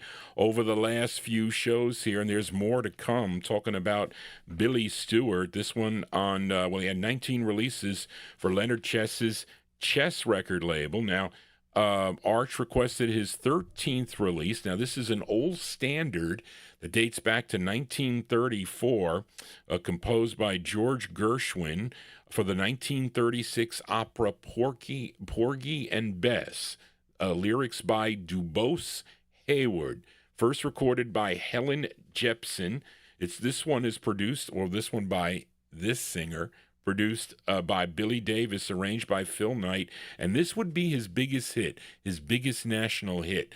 We're going to play both sides of the 45 also for L.A. Arch. This charted number 10 on Billboard, number 8 on Cashbox, 7 on the R&B chart, and this was a big number 1 record if you were tuned into WAIR out of Winston-Salem, North Carolina. Let's go to June of 1966.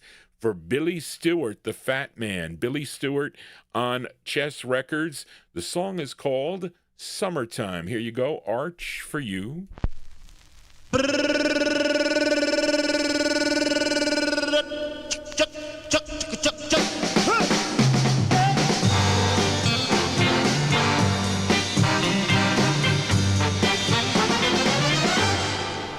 Summertime and the living is easy. Fish are jumping, don't you know, my darling? I said it right now, and the cotton is high. Like a, your love is a rich, kind of rich girl, and your mommy's good looking, yeah. I said, hush, little baby, don't you cry. One of these mornings come, you're gonna rise up singing. Then you spread your little wings, and take to the sky. La, la, la. Come on, baby, there's nothing gonna harm you. With the mommy and the daddy standing by. Shut! What are you? Give me time, I said about now. Don't let it in, don't let it in, don't let it in. Remember all I said, fall out of your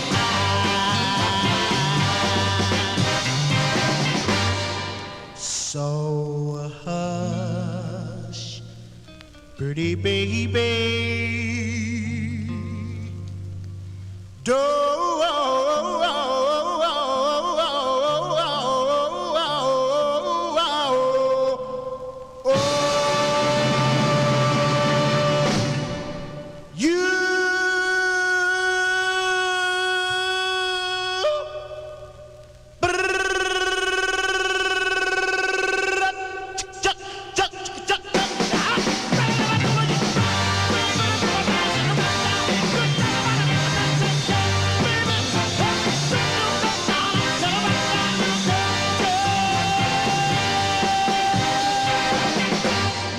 Do not let a tear fall from your eye.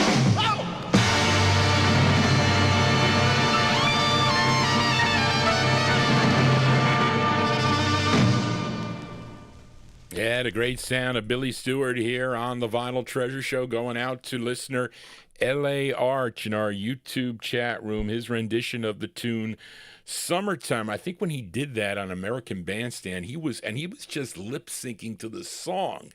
He was sweating. Okay, listen.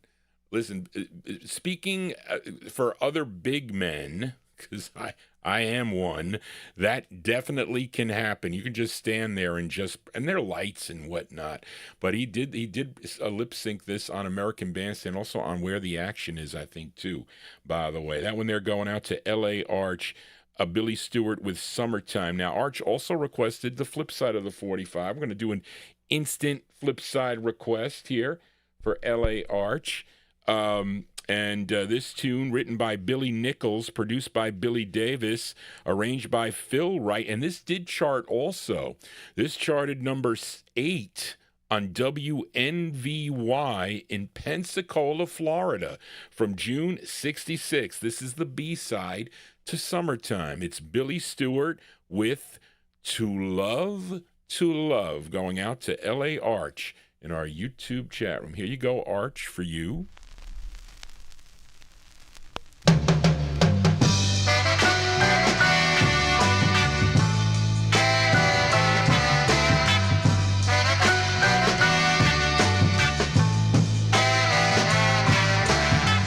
Let me reason with you, baby, and I know it's gonna be alright.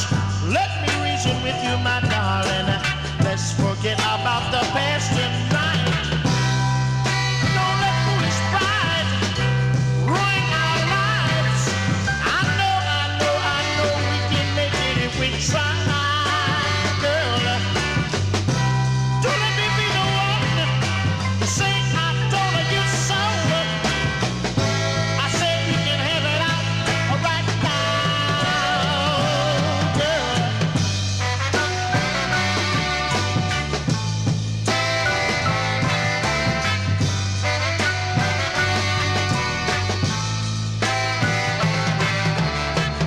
Let me reason with you, my darling. Let's profit by past mistakes. Let me reason with you, baby. Our love has just what it takes. Don't let foolish pride ruin our lives. I know we can make it if we try, girl. Don't let me be the one to say I told you so. I said we can have it out right now, girl. Let me reason with you, my darling. Let's profit by past mistakes. Let me reason with you, pretty baby. Our love has just what it takes. To love right now is the only thing I know to do is to love right now. Oh, my darling, say to love right now, baby. To love right now. To love right now. Don't you know now, baby, now I know I get so. To love right now.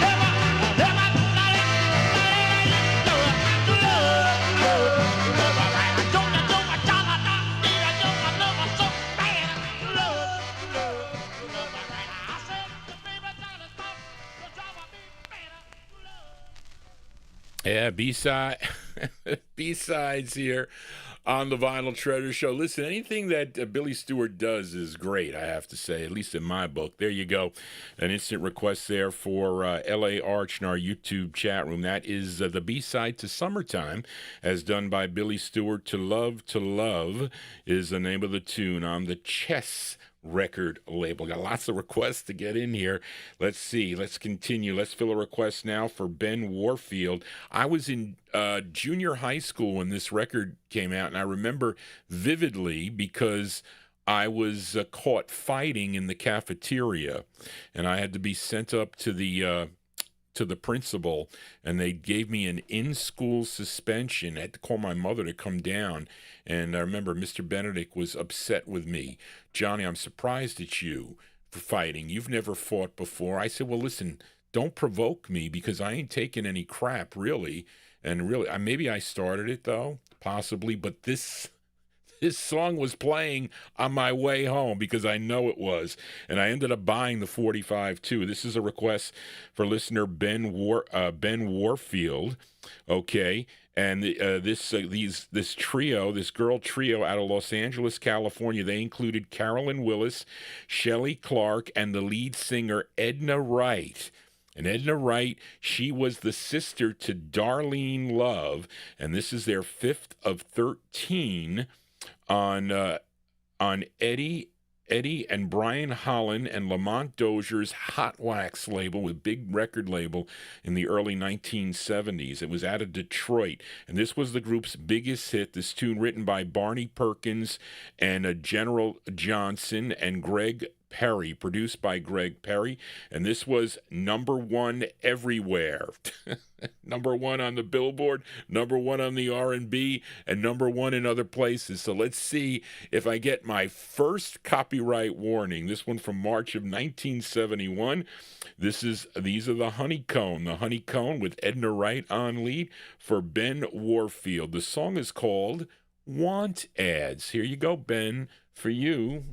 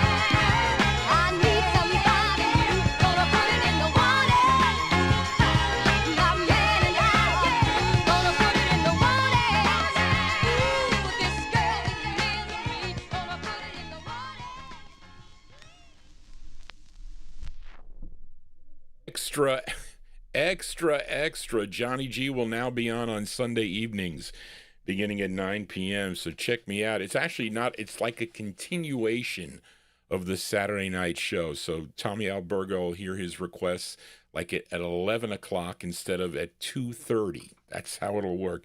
But anyway, there you go. That's from my youth. That's my copy of that record. See, I took good care of my 45s. I even kept the original hot wax sleeve here. Okay, so when I was buying the records, my aunt was not taking care of her records. But there you go. That one there going out to Ben Warfield, the sound of the Honeycomb, March 1971 on Hot Wax Records. Want Ads is the name of the tune. You know, people used to put advertisements in the newspaper that, you're getting rid of records, call me. You know, I never did that. Okay, but I know people that have done that, and they've gotten some good things, too. But anyway, let us continue. Let's fill a request now for Graylin in our YouTube chat room. And I bought this. I think I paid a little bit more for this record. I might have paid like $6 at the time. I used to buy records set sale from Doug Hanners in Texas. He used to have a set sale list, and he used to have them by label and number, so it was really easy to do, but I would buy a lot at one time. But Graylin requested this tune. This gal First recording for the Unical label back in 1963. Her name on that release was Gwen Richard. Then she did 2 for RCA Records. Okay, and she recorded as Gwen Stacy. These were recorded at RCA Victor Studios in Los Angeles, California on October 3rd of 1963. And this one released in January of 1964, and this tune written by David Gates, typo there, Charlene, written by David Gates, produced by Joe Reisman. The backing vocals on this were the Girlfriends, okay? And the Girlfriends included Gloria Jones, Carolyn Willis, and Nanette Williams. And this charted number 19, charted regionally, number 19 on WTRX in Flint, Michigan. Let's go to January of 1964, going out to Graylin, a.k.a. G-Dog, in our YouTube chat room. Gwen Stacy. It's called Ain't Gonna Cry No More. Here you go, Graylin, for you. Gwen Stacy.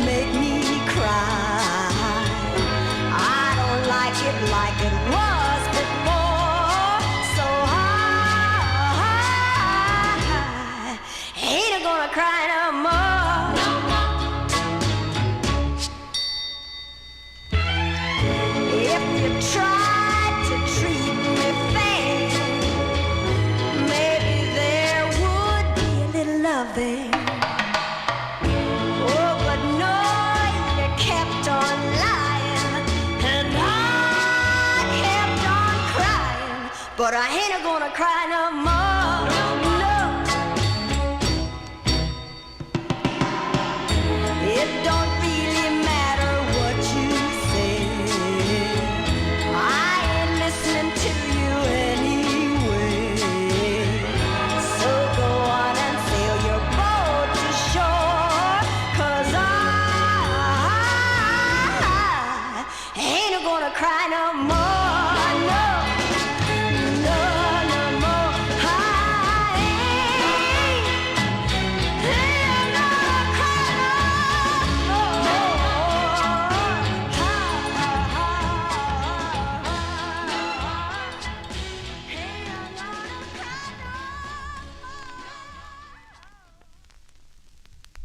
There you go. There's a big sound there. Hold on a second, folks. I'm looking for page 10. Page 10 here. Here we go, page 10. I should have Frank and Jerry Gingaro on here. Yes, I do. Okay, there you go. That one there going out to listener Graylin. That's the sound of Gwen Stacy. Gwen Stacy on the RCA record label from the January 64. Ain't Gonna Cry No More is the name of the two. You know, Brenda Lee covered that record too, by the way.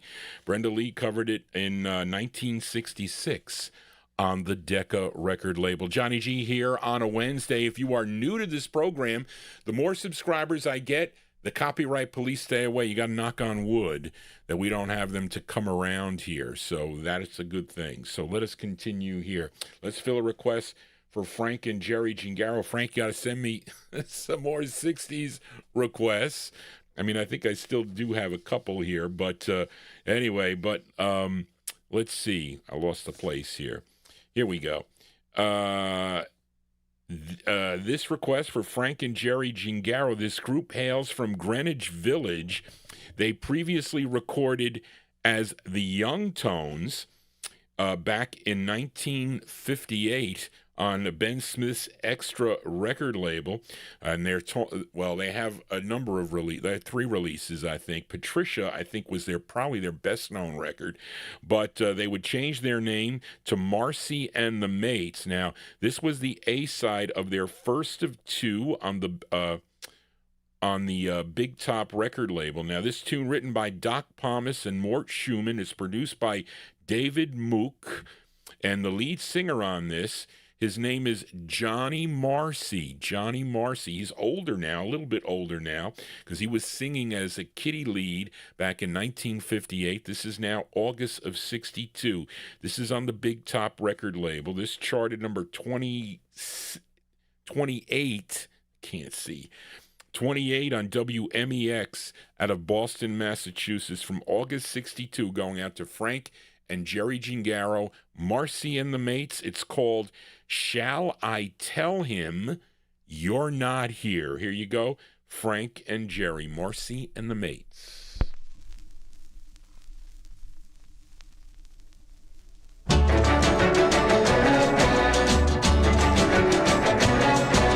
Johnny's calling on the phone. Johnny's calling. Wants to know if I'm alone. I'm alone. Shall I tell him that I'm holding you, doing all the things I long to do? Or shall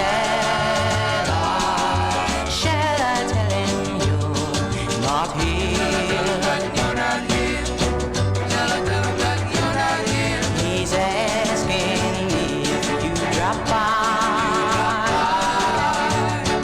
It's so hard for me to lie. If I tell the truth, I lose a friend. I would hate to see our friendship end. So shall I tell him you're not here? Shall I tell him that you're not here? Shall I tell him that you're not here? I hope time will ease the pain, and he'll soon forget.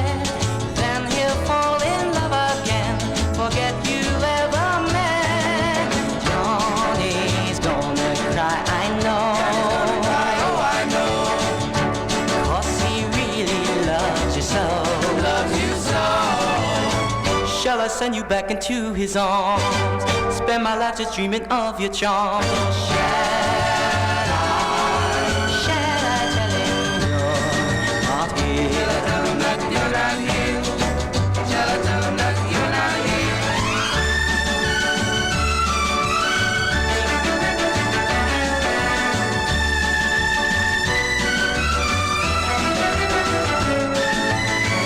Shall I send you back into his arms? Spend my life just dreaming of your charms. Or shall I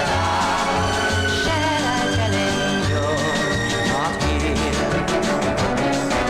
Shall I tell him you're not here? Shall I tell him you're not here? Shall I tell him you're not here? That one there, by request for Frank and Jerry Gingaro. That's the sound of Marcy and the Mates. That is Johnny Marcy on lead. That's on the Big Top record label. That's their actually first of 2 for the Big Top record label. Shall I Tell Him You're Not Here is the name of the tune. Well, actually, that's August 62. What did I do? Because I got 2 records by. But Frank wants to hear the flip side also. So let's flip the 45 over here.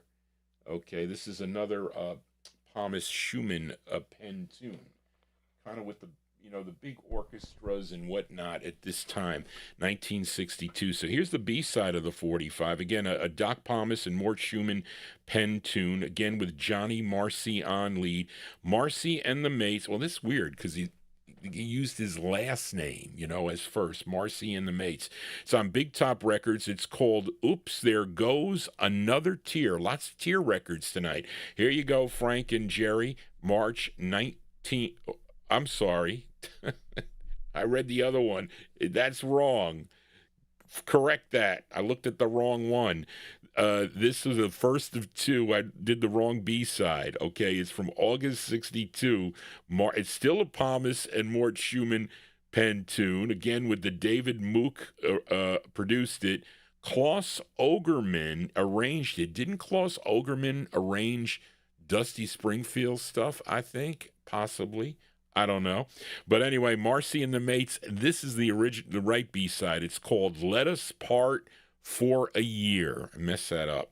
Let Us Part for a Year for Frank and Jerry. Here you go.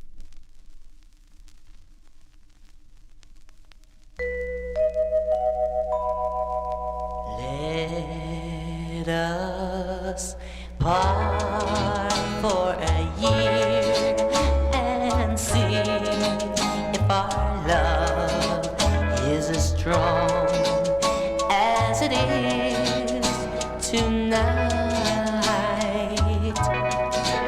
Let us part for a year and try other lips and let other arms hold the side. Will we still know the same kind of thrill? Or will we find that it's true when they say out of sight, out of mind? Let us part for a year and a hope and a pray everything will turn out right. And you still love me as you do tonight. Will we still know the same kind of thrill? Or will we find that it's true when they say out of sight, out of mind?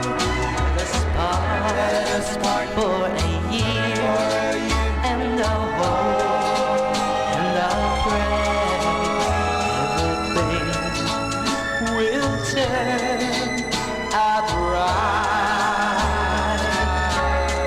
And you still love me as you do tonight.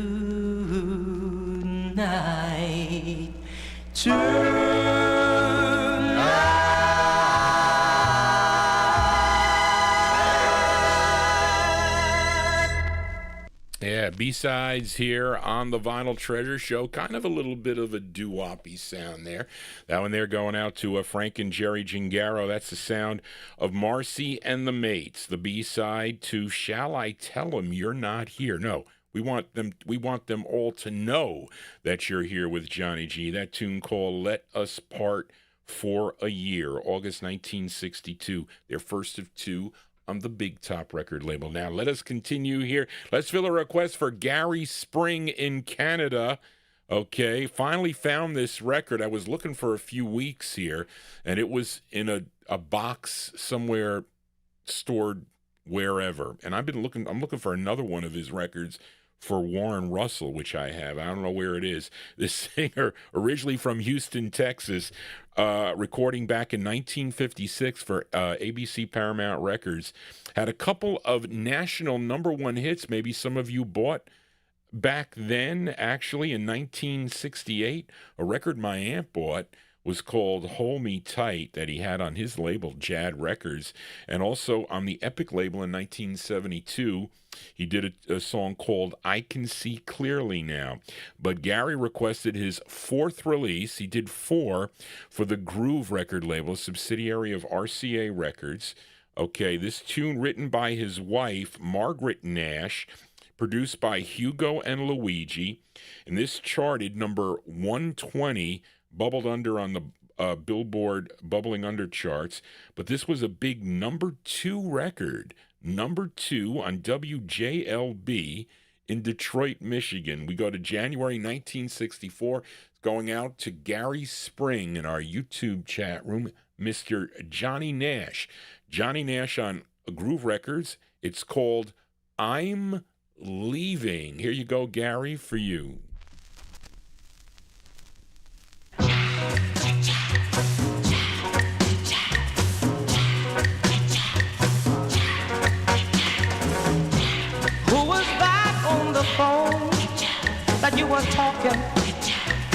sweetly too. Well, who was that on the phone that you were talking so discreetly to? Must have been another guy.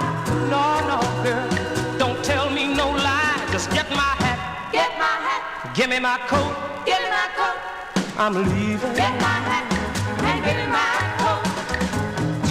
Well, I have heard people say that you've been seen running round, and I have heard people say that you were planning to put me down. Baby, that's all right. No, girl, I won't put up a fight. Just get my hat, give me my coat, I'm leaving. Get my hat and give me my coat. I have known for a long, long time that you were no good from the start. I have known for a long, long time that someday you'd end up breaking my heart. Well, this is it, it's all over, girl. I guess I'll find somebody new. Well, this is it, it's all over, mama.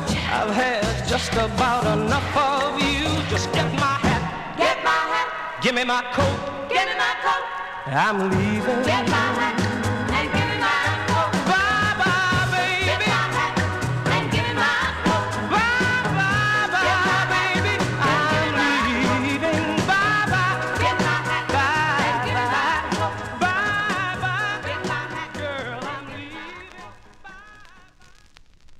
I'm looking, Avatar, I'm looking at your list. Did you send it to me on your last list? Is that what you did? Let me see. I'm looking on your list here because I usually check on the because I have not that I. Let me see. I'm looking on your. Is it the one that you sent me? Let me see. Soul requests number 2. Is it your number 2? Is your hold on a second here. I can't see the chat room. Is it your number 2 one here, Avatar? Where is it? Not that I because sometimes I mess up because I don't see it there. Because I'm let me see. I'm looking for Johnny Nash. I know you had another Johnny Nash record, but I have if I missed that, I messed up. I'm telling you. I apologize for that. But that one there going out to, well, we'll send it out to both you guys, Gary Spring and Avatar. I'm going to play a record for you, Avatar, I am. But that one there, the great Johnny Nash from January 64 on the Groove record label, I'm Leaving is the name of the tune. Johnny G ain't leaving yet. Ain't leaving yet. But I didn't put a record on the, we're going to put one on for Tommy Albergo. I got to do a couple here. Boy, I got to get one on for Amy. Anyway, we'll wait. So let's do this one for Tommy Albergo. Tommy, I'm going to surprise you with this. You know, the best thing to do is to send me a bunch of requests. That is the best thing to do, because then if you do, then I get to choose from them. But sometimes when you do send me a bunch of requests, I may miss one that somebody else requested. Like I'm going to play one. I think I'm going to try the Sam Cooke for Edmund tonight, and somebody requested the flip side. So I look and I say, well, wait a minute, that's the flip side. But anyway, so let's send this one out to listener Tommy Albergo. Where is the sheet here, Tommy, for you?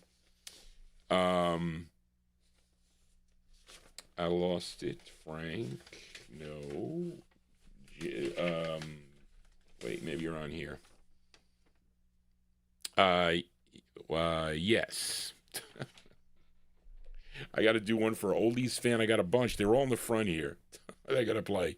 But let's fill a request now for Tommy Albergo in our YouTube chat room. Now, this is a duet, and you know this duet. They had 15 releases on the Date record label, and this is their first on the label. And this is actually a song that dates back to 1933. This tune co-written by, wait a minute. Well, what is this by? So Charlene, co-writing, I don't know, but it doesn't really make any sense. But wait a minute. This is produced and arranged by Van McCoy. That's really what we need. Okay, so this is Francine Barker. Okay, if you know who Francine Barker is, and Herb Fame. Do you know who they were? They were Peaches and Herb, Francine Barker and Herb Fame. And this was their first release on the Date record label. This charted number 21 on Billboard, 11 on the R&B chart, and this was a big number one record on WJMO if you were listening in Cleveland, Ohio. From August 1966, it's going out to Tommy Albergo in our YouTube chat room. Peaches and Herb. Peaches and Herb and their rendition of the tune, Let's Fall in Love. Here you go, Tommy, for you.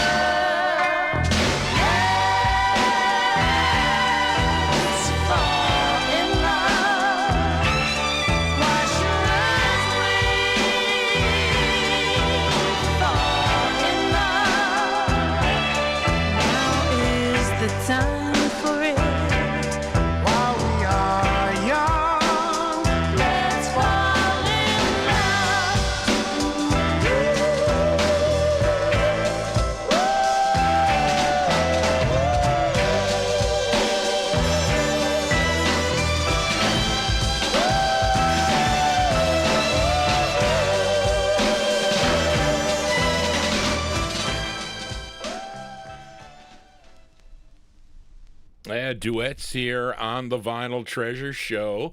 That one there going out to Tommy Albergo in our YouTube chat. And that's the sound of Peaches and Herb. That is Francine Barker and Herb Fame. And that was their first release on the Date record label.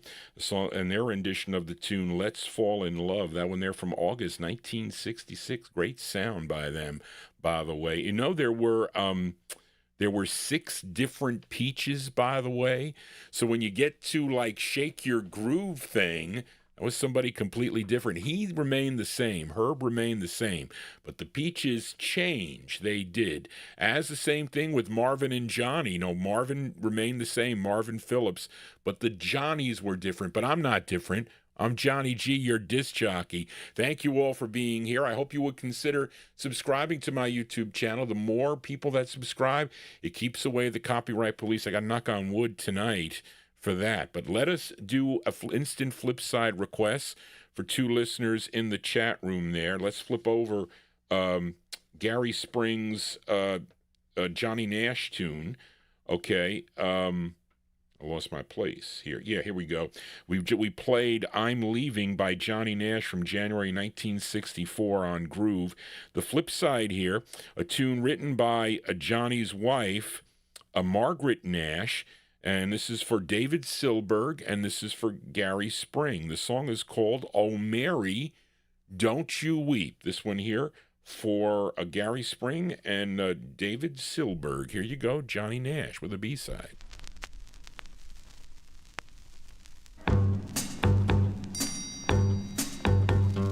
Oh, Mary, don't you weep, don't you mourn. Oh, Mary, don't you weep, don't you mourn. Girl, dry your pretty little brown eyes. Oh, Mary, don't you weep. Come on. Mary, don't you weep. Mary, don't you weep. One of these mornings, it won't be long. Oh, Mary, you're gonna look for me, girl, and I'll be gone. Oh, Mary. All right now. Oh, Mary, don't you weep, don't you mourn. Oh, Mary, don't you weep, don't you mourn. Girl, dry your pretty little brown eyes. Oh, Mary, don't you weep. Mary, don't you weep. Oh, yeah. Mary, don't you weep. Oh, Mary. Oh, Mary, Mary, dry your pretty little brown eyes. Oh, Mary, don't you weep. Mary, don't you weep. Ah. Mary, don't you weep. One of these mornings, bright and fair. Oh, Mary, I'm gonna take my wings, girl, and hit the air.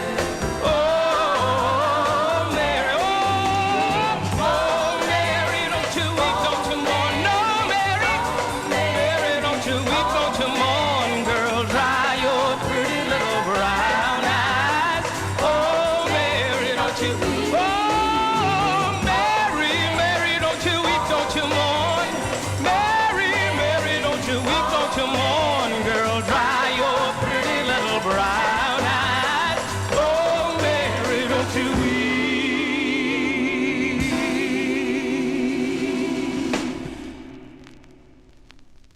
Yeah, B-sides here on the Vinyl Treasure Show. That one there going out to David Silberg and also to Gary Spring in our YouTube chat. And that's the flip side of I'm Leaving. That is Johnny Nash with Oh Mary, Don't You Weep. Didn't Sam Cooke cover that too, by the way, if I'm not mistaken? Or maybe did it first, I would say. Anyway, I'm looking for page 9 for a request for, maybe this is it, for David Vielma here. Let's fill a request for David Vielma. And David requested this popular Chicano group, and they are out of San Antonio, Texas, and they first recorded for the Kool label, Kool. And that label, when I look at that Kool label, it's white with green lettering. It reminds me of Kool cigarettes. Anybody ever smoke Kools? My Aunt Mary smoked Kools. I think there was a penguin on the wrapper, I think. But anyway, this Kool Records was out of Houston, Texas, but they first recorded back in 1960. Actually, well, yeah, that's correct, because they had other releases. They had a ton of releases, okay, on Manny Guerrera's Sunglow label, which was out of San Antonio, Texas. And lots of their releases were sung both in Spanish and in English, okay? And the one that David requested came out in August of 1967. This is on Sunglow Records, a tune written by the label owner, and this features Joe Bravo. Joe Bravo is the lead singer. Okay, from August of 1967, going out to David Vielma. Here are the Sunglows on the Sunglow label, and the song is called, what I tell my father all the time, It's Okay. Here you go, David Vielma, for you, the Sunglows.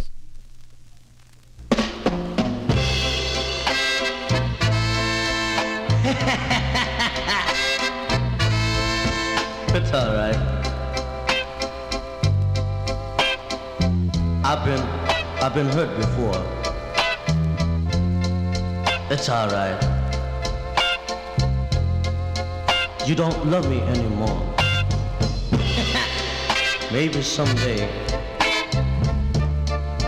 I'll find a way without you. Who am I kidding? It's okay. Baby, I can see. It's okay. But will it make you happy? Maybe someday I'll find a way without you.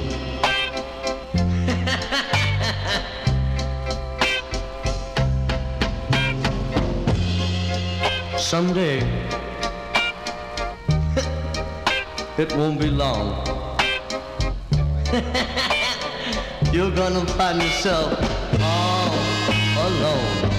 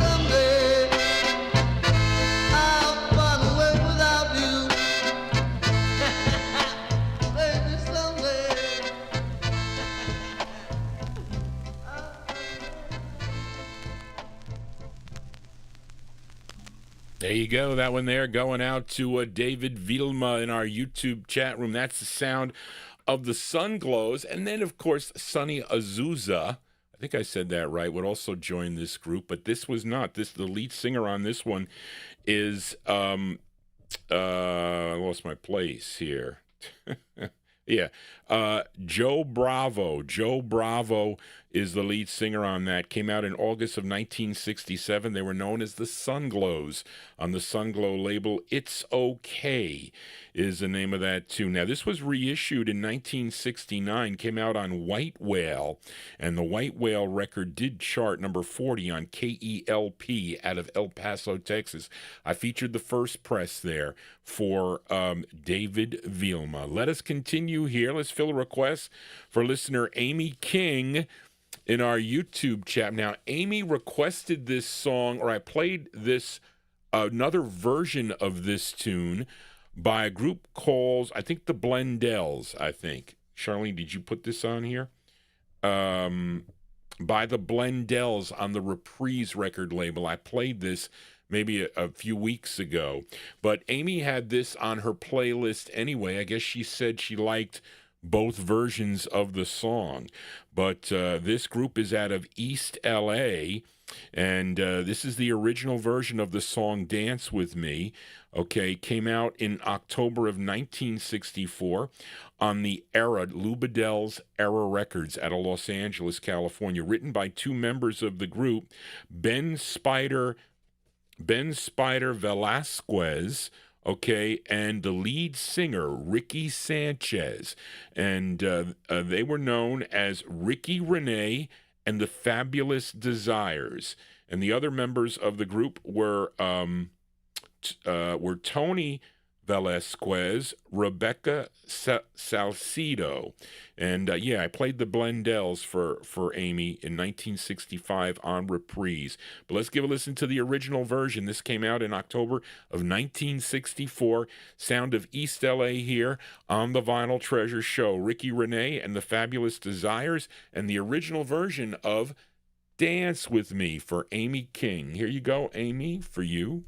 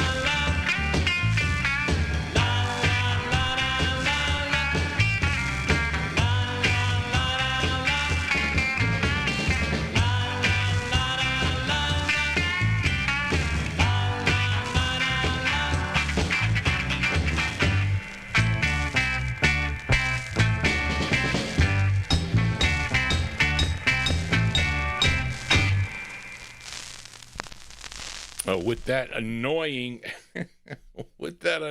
I needed to take the listen. I don't know what's in the groove of that record, but I probably got to take the toothbrush to that to get that. That would get that out, by the way. If you use like mild detergent liquid to get that out. Let me get one for Lee the G next here. But there you go. That one there going out to a listener, Amy King. That's the sound of Ricky Renee and the Fabulous Desires from October 64. That's the original version of Dance With Me on Lou Bedell's Era record label. Let us continue here now. Let's fill a request for Lee the G. And I like this, all the records put out by this next singer here. He was born in Mansfield, Ohio, but he was raised in Buffalo, New York. His real name is Daryl Eubanks, okay? Daryl Eubanks, but he recorded as Daryl Banks. He signed with Revelot Records out of Detroit, and his debut single would become his biggest hit, and it was called Open the Door to Your Heart. Okay, it was released in May of 1966. Now, this was the follow-up of that tune, and this is actually a cover tune. This was first recorded by Ike and Tina Turner. Okay, they did this first on the Loma record label, but let's give a listen to this version as done by Daryl Banks. This charted number 61 on Cashbox, number 55 on Billboard, 36 on the R&B chart, and this was a big number 4 on WJLB if you were listening in Detroit, Michigan from September 66. Here is Daryl Banks. Daryl Banks on Revelot Records. It's called Somebody, parenthesis, Somewhere Needs You. Here you go. Lee the G for you.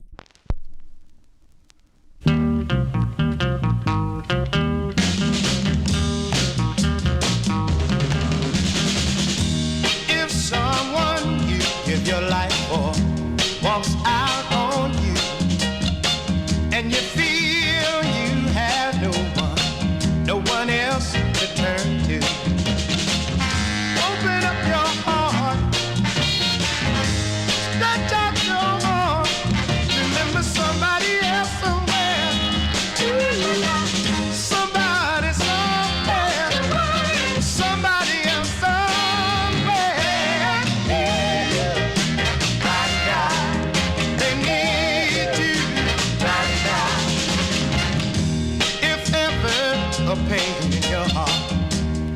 you feel like crying. If at night you just can't sleep, 'cause you can't stop crying. Heartache seems to multiply. Your eyes just won't stay dry. Remember somebody else somewhere. Oh, somebody somewhere. Somebody else somewhere.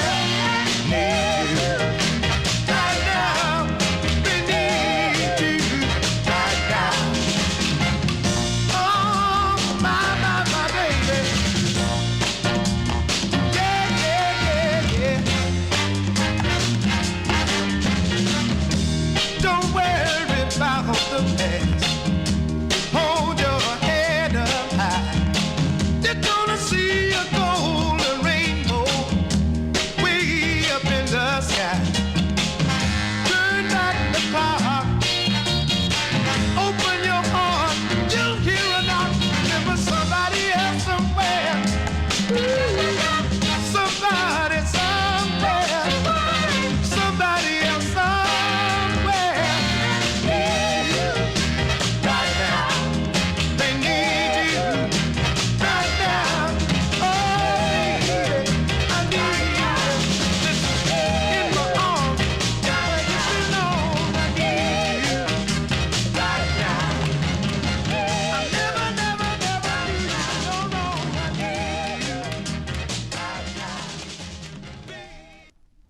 Well, listen, folks. I wanted to get up and I wanted to get up and dance with that record, folks. I really did, but because I think that's a cool record. I like all Daryl Banks tunes. I do. There you go. That one there going out to Lee the G. September 1966 release there from Mr. Daryl Banks, his second release on the Revelot record label. Somebody Somewhere Needs You is the name of the tune. And of course, let's see here. I have some other information. It says here that he would have other releases on Atco and Cotillion and Volt Records. Now, it was unfortunate that his life was cut short on February 24 of 1970 at the age of 32. He died from a gunshot wound by a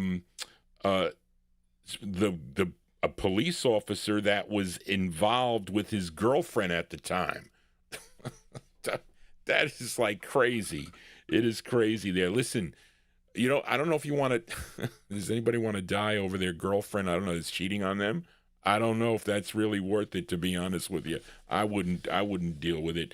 Anyway, Johnny G here on a Wednesday. Thank you all for being here. Remember, if you have a request, you can send your emails to vinyltreasures@aol.com. I'm still trying to get these requests in here as we continue here. We're doing well. We are now officially in Vinyl Treasure overtime, so if they shut me down, I don't think... these will, I don't know, maybe one of the Fifth Dimension might.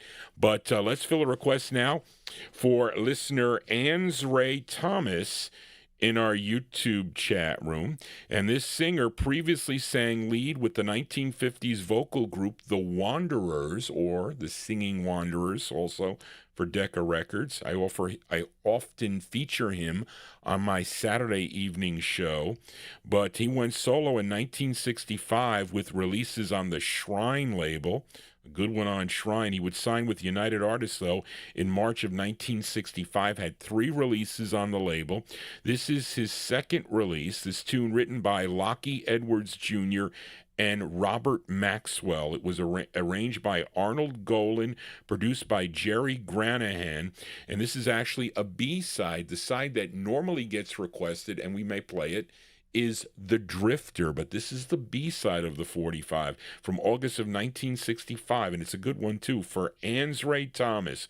Ray Pollard on United Artists. It's called Let Him Go, parentheses, and Let Me Love You. Here you go. Ray Pollard for Ansray Thomas. Here you go, Ansray, for you.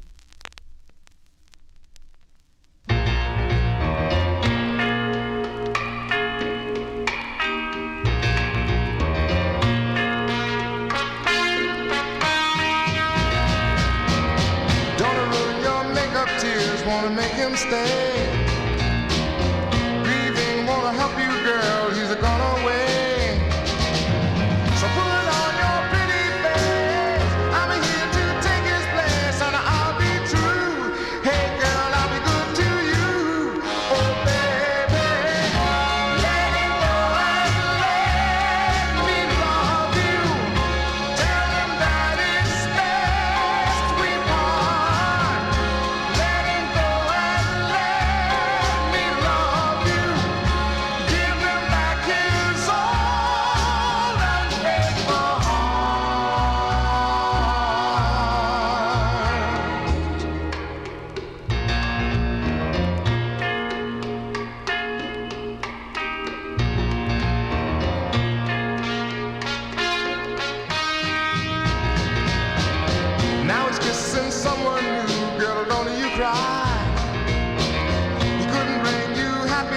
yes, even if he tried. So put on your pretty face, I'm here to take his place, and I'll be true. Hey girl, I'll be good to you. Oh baby, let him go and let me love you. Tell him that it's best we part. Let him go and let me love you. Give him back his old unfaithful heart. Let him go and let me love you. Let him go and let me love you.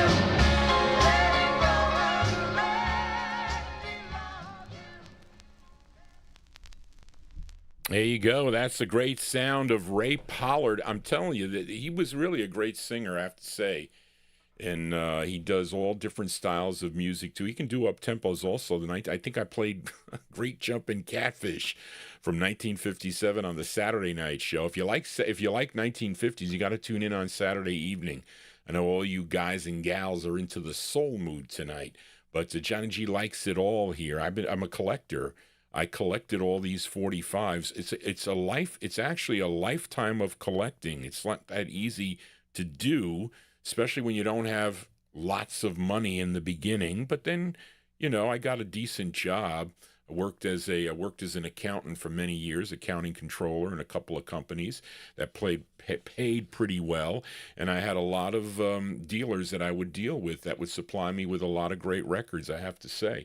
But I found that in the wild it's not in the greatest shape. It plays okay, but I think this record goes for some bucks. But there you go. That one there going out to Ann's Ray Thomas, a great tune by Ray Pollard. Let Him Go and Let Me Love You from August 65. But that's a B-side. Let's flip it over here. We'll send it out to Malcolm Baumgart, listening over in the UK, because this is a side that normally gets requested, but that's a great side too. I think I've played it before, but it has been a while. But I normally get requests for this side. So let's flip it over here, give a listen to the intended A-side here. The great Ray Pollard on United Artists Records. We'll send it out to listener Malcolm Baumgart, June 1965. The song is called The Drifter. Here you go, Malcolm, for you.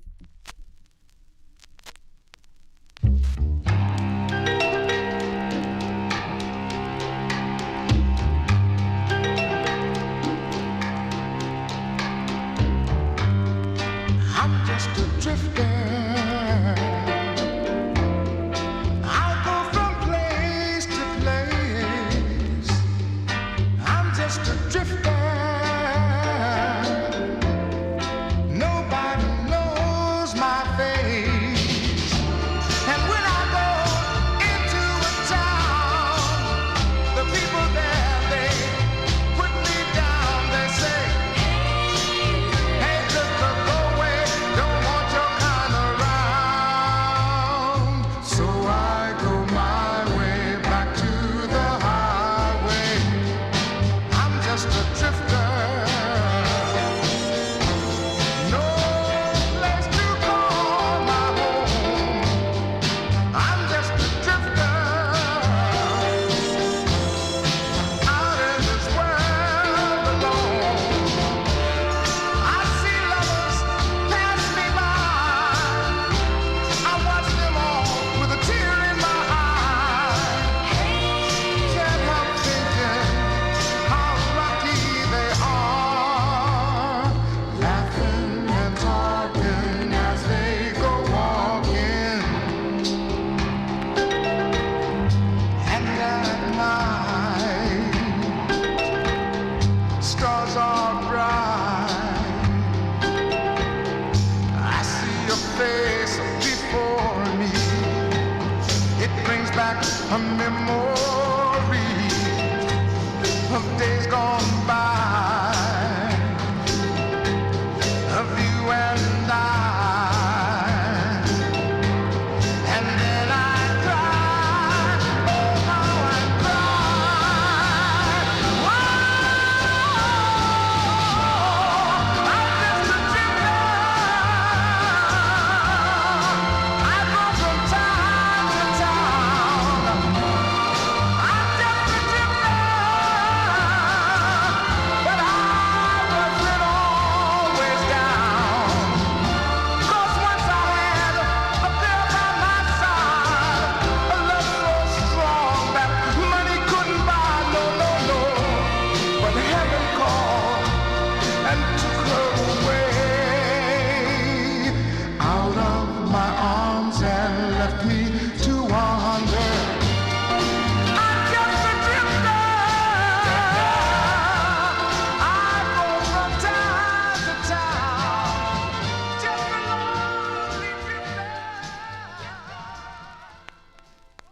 Yeah, you definitely you definitely get your money's worth with that record. That's the great Ray Pollard. Ray Pollard on United Artists Records, and Slung and Titled The Drifter, that's the A-side. That was his second of 3 on United Artists. Prior to that, we heard Let Him Go and Let Me Love You. That one there requested by Ansray Thomas from August of 1965. Johnny G here in Vinyltreasure Overtime. This is my first show of there's going to be a lot of shows this week. There's going to be one tomorrow afternoon beginning at 1 p.m. Okay, then I'm going to be back on Saturday night. I'm playing 78's tomorrow, okay? I got to just clean the instrumental, a Joe Houston instrumental on Modern. And then I'll be back on Saturday beginning at 9 p.m. We're stopping promptly at midnight.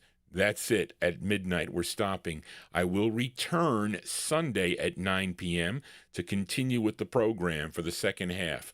So that'll give Johnny G, I can go to sleep a little early. I got to do all my parents' pills and whatnot.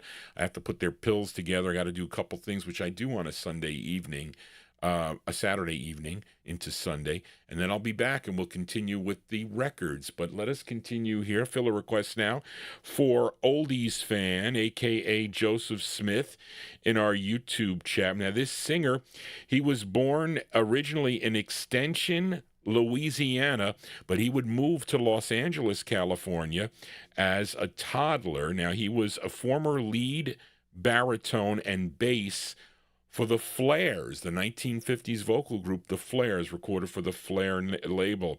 And he was known for writing and recording, probably, I would say, his best well-known song was a song called Louie Louie. Of course, you may know it by the Kingsmen, but it was originally done by this singer. Okay, and that was back in 1957. Now, he would leave the Flares in 1954, and he recorded with a number of different groups during his career, at least in the 1950s. You know, the Dreamers, the Pharaohs, Arthur Lee May and the Crowns. He was a member of the Crowns. And then he would go solo for the Bahari Brothers Modern, Flair, and RPM labels. Also, oh, well, this is a whole history, Charlene. With his move, well, we got to get into the 60s now. He would have 2 releases on the Smash label, so let's move up to there. And this was his first, okay, tune written by William Green. This charted regionally. This charted number 49 on KFXM, if you were listening in San Bernardino, California, from November 62. For Oldies Fan, a.k.a. Joseph Smith, in our YouTube chat room, Mr. Richard Berry. Richard Berry on Smash. It's called Everybody's Got a Lover But Me. Here you go. A Joseph for you, Richard Berry.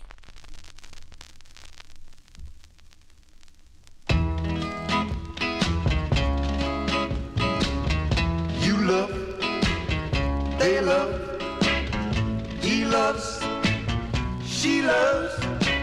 Seems like everybody's got a lover but me.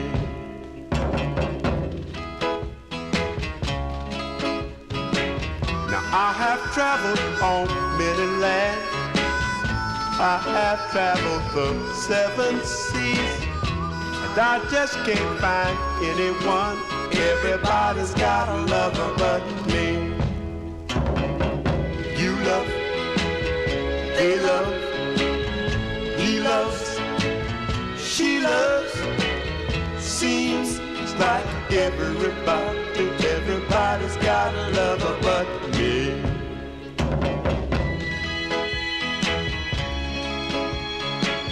Now sometimes I look so happy, but deep down inside I'm blue. You just don't know how it feels when everybody's got a lover but you.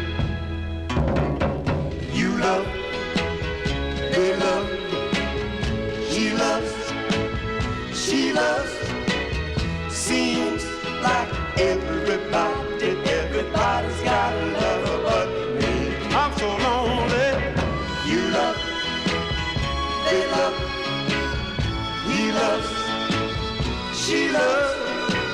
Seems like everybody. Everybody's got a lover but me. One more time now. You love, hey, I'm so lonely. Hey, he love, hey, let me tell you that I'm lonely. Hey, you love, hey, oh, I'm so lonely. There you go. That one there by request for Joseph Smith. That's sound of Richard. Sounds like another record. Doesn't it sound like another record for you folks out there? Yeah, that one there. There's first of two. That is the intended A side there. November 62. Richard Berry. Everybody's Got a Lover But Me is the name of the tune on the Smash record label. Johnny G here on a Wednesday. We are in Vinyltreasure Overtime. Let's fill a request now for listener Edmund Williams. And you all know this next group out of South Bend, Indiana. First recording for the Detroit-based Harvey record label. That was back in 1962. Then Berry Gordy Jr. would buy out Harvey Records, and all the artists that recorded for that label would move on over to his Motown empire. And this group ended up on his Soul record label. They would have 30 releases on the label between 1964 and 1977. Now, Edmund requested their 9th release, this tune written by Danny Coggins and Harvey Fuqua and Johnny Bristol. Now, this charted number 31 on Billboard, number 11 on the R&B chart, and this was a big number 3 record on KDIA, if you were listening in Oakland, California, from January 67, going out to Edmund Williams, Junior Walker, and the All-Stars. The song is called Pucker Up, Buttercup. Here you go, Edmund, for you, Junior Walker.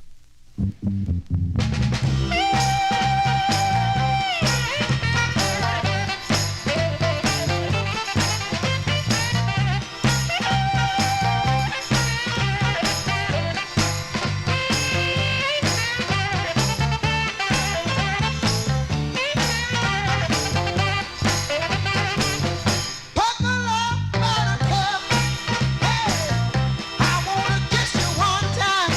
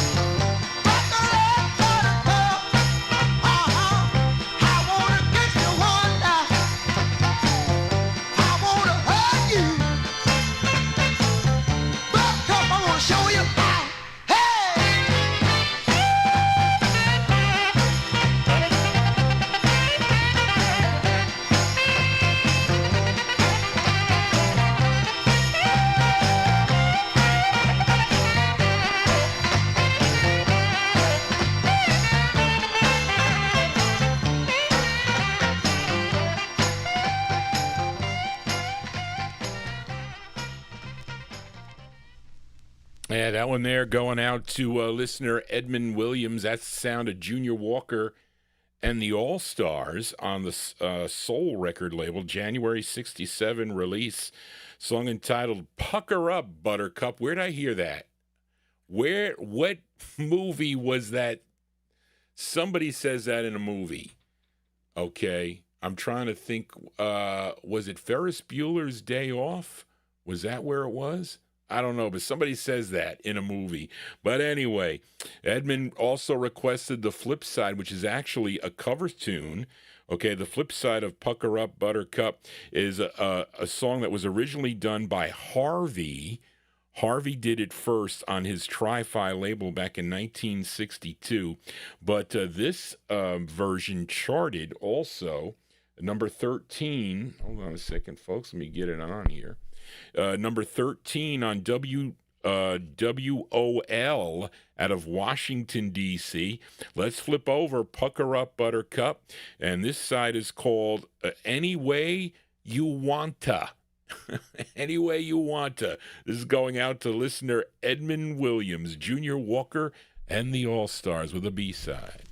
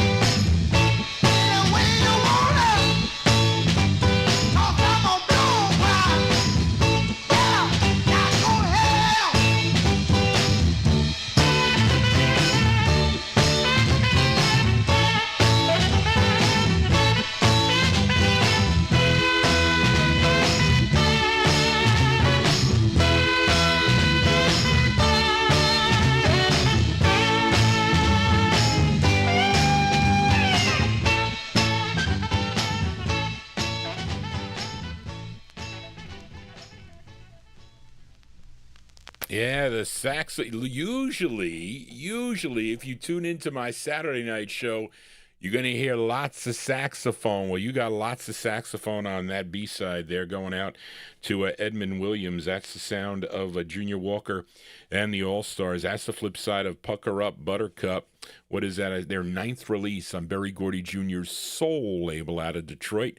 Song entitled Any Way You Wanta. Johnny G plays the records any way you want to. Actually, I'm mixing and matching them as I go. So usually my Saturday night show is already programmed because I play those records by year. I'm mixing them all up here as I happen to, but I just can't remember. And I want to give you all the lowdown on a lot of these groups. So listen, nobody says anything about these groups. These are wonderful musicians and singers that need to be known to the public. They do. They were just, and when we were kids buying these records, we didn't really care. We would see them on TV, but really I care. And a lot of them are not with us anymore, unfortunately, but they are kept alive here on the Vinyltreasure show. Let's fill a request now for listener Leonard Mancini. I found this one down in the No Humidity basement, Leonard. I'm looking through my 70s stuff, and I'm discovering stuff, but he requested this a while back. This is actually two groups on this, okay? And this is actually a late one, too. This one came out in May of 1975, Santi. Touch of the 70s here on the All 60s edition. Now, the two groups on this are the Dells, who were originally from Harvey, Illinois, and the Dramatics, who were from Detroit, okay? Now, this tune written and produced by Tony Hester, and this is on the Cadet record label. Now, there are 4 leads that come forward on this tune, okay? Ron Banks, of course, he was with the Dramatics, and also L.J. Reynolds. He is with the Dramatics. And the two on lead here for the Dells are Marvin Jr. and Johnny Carter. And then all the other members are singing behind them. Now, they're doing the background vocals. Now, this charted number 46 on the R&B chart, and this was 41 on Cashbox, but a number 3 record on WDAO out of Dayton, Ohio. Let's go to May of 1975. This is going out to Leonard Mancini in our YouTube chat room. These are the Dells and the Dramatics, and it's called Love is Missing from Our Lives. Here you go, Leonard, for you. The Dells and Dramatics.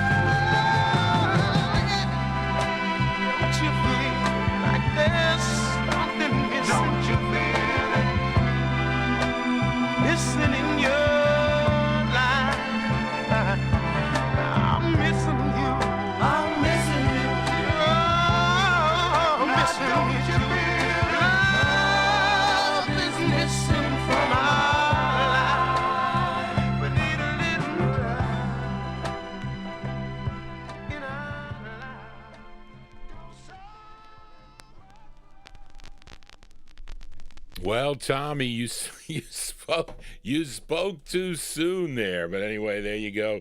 That is Touch of the 70s here on the All 60s edition. That one there going out to listener Leonard Mancini in our YouTube chat room. That's May 1975. Sound for the Dells and the Dramatics together.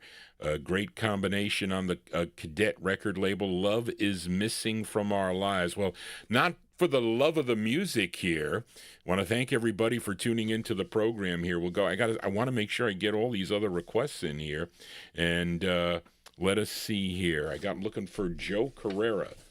I want to get one in for Joe Carrera. He's in our chat room here. Sometimes I don't know who's in the chat. I really need like a little spy to like IM me and tell me who's in chat. Sometimes I don't see those of you that are in. I know a lot of the listeners though listen on the archive, so where is page? It's actually page 12 that I'm looking for. Here it is. So we're going to test the waters again here as we fill a request for Joe Carrera in our YouTube chat room. You all know these gals from Inkster, Michigan.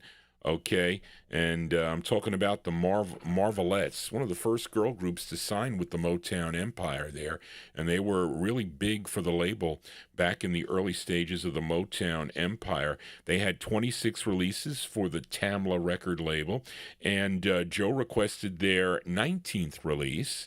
And this tune written by Berry Gordy, Johnny Bristol, produced by Harvey Fuqua and Johnny Bristol. And this side features Gladys Horton on lead. And she sings the verses, and then Wanda Young steps in on the chorus.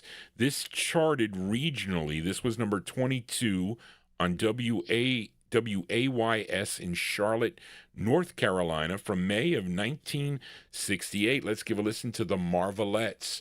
Marvelettes on Tamla Records for Joe Carrera in our YouTube chat room. The song is called Keep Off, No Trespassing. Here you go, Joe, for you, the Marvelettes.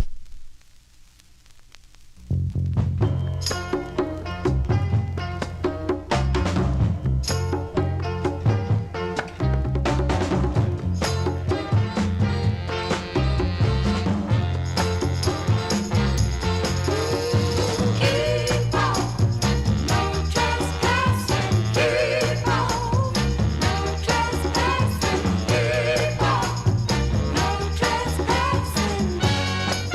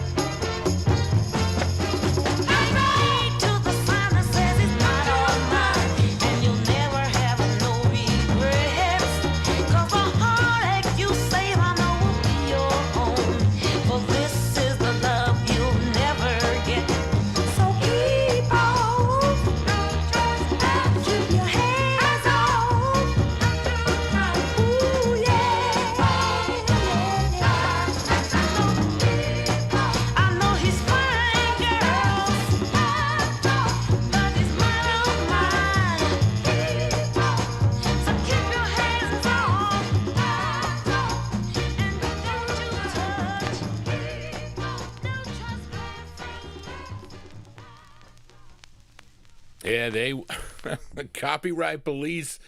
They're going to come out on, well, maybe not this next record, but they're definitely going to come out on a Motown record for sure. There you go. That one, they're going out. To Joe Carrera in our YouTube chat room, the sound of the Marvelettes. The Marvelettes on Tamla Records. Keep off, no trespassing. You usually see those signs on the grass. I told you about the time that there were, when I lived on my grandmother's street, Mrs. Abraham owned this like big apartment complex, and in the back they had like apple trees and pear trees and whatnot. So me and my friends, it said keep off, no trespassing. I think I told you the story. I went there, so I couldn't climb the tree. I was too heavy, and the other guys were in the tree, and they saw the son. He was this big guy of Mrs. Abraham, starts running, and I'm holding the apples in my shirt was like open like this, and they were dropping the apples down or whatever. So he ends up catching me from the collar. So he says, "You're not supposed to be here." So they called the police, of course, and I think Mrs. Abraham said, "You shouldn't," to me, "you shouldn't even be on this street. You don't live here anymore." My grandmother, boy, did she see red with that. So she went there and she said, "As long as I'm alive and live on this street, my grandchildren can come here anytime they want." But the police came and they said, "Mrs. Manella, you need to watch your grandchildren," or whatever. They shouldn't be walking around. They shouldn't be trespassing. But that's that's what reminded me of that song. But anyway, Johnny G babbling here. Let us continue here. Now, Gary McClendon here, okay? I was looking for this record for a long time, and I think my mother found this record, if I'm not mistaken. This is a request for Gary McClendon, and I wasn't sure I had the record, but I did. This singer, dancer, actress, okay, born in New York City. Her first release was back in 1942 for the Victor label. Her name was Lena Horn, okay? Lena Horn, and she was an actress for 20th Century Fox. She recorded for MGM and RCA, and this one is Norman Schwartz's Sky label, Skye, which is out of New York City. Now, this tune was written by Michael Jean Legrand and Norman Gimbel. This is like an old, is this an old song, Charlene? Produced by Gary McFarland and Gabor Sasbo, who is on guitar. And this is arranged by Gary McFarland. This is taken from the Sky LP, Lena and Gabor. Is that like Zsa Zsa Gabor, possibly? I don't know. Gary, do you know anything about this? Okay, now this charted number 119 on the Billboard Bubbling Under charts, and it was number 35 on WWIN in Baltimore, Maryland. We go to May of 1970. This is for Gary McClendon. Miss Lena Horn on Sky Records. It's called Watch What Happens if the copyright police come out. Here you go, Gary, for you.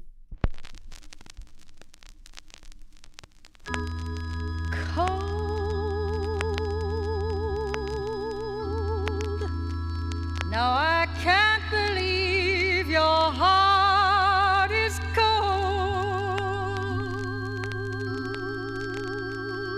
Maybe slow to warm from a long, lonely night.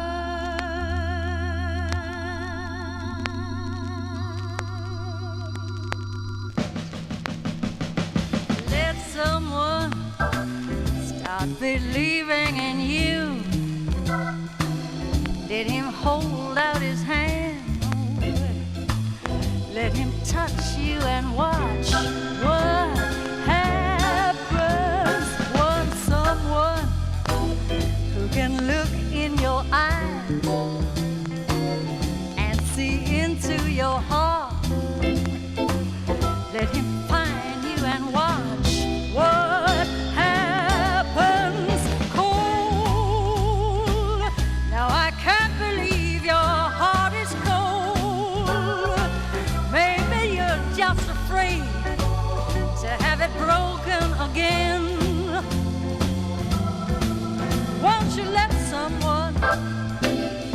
a deep love to give. Give that deep love to you, and what magic you'll see.